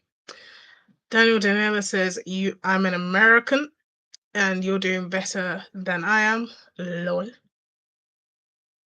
So it's my preferred aesthetic is a Terminator, so I can only hope for so much. That's hilarious. And if I wasn't so tired, I'd lose my whole mind laughing. Um, a angel technically means messenger, so you can fulfill that role. Yeah, I mean, yeah, it also means like heavenly messenger. So I don't know about the heavenly, but messenger, yeah, definitely.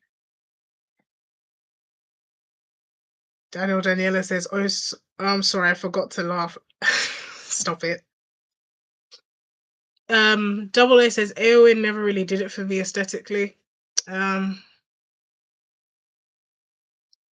yeah, hold that side eye. um,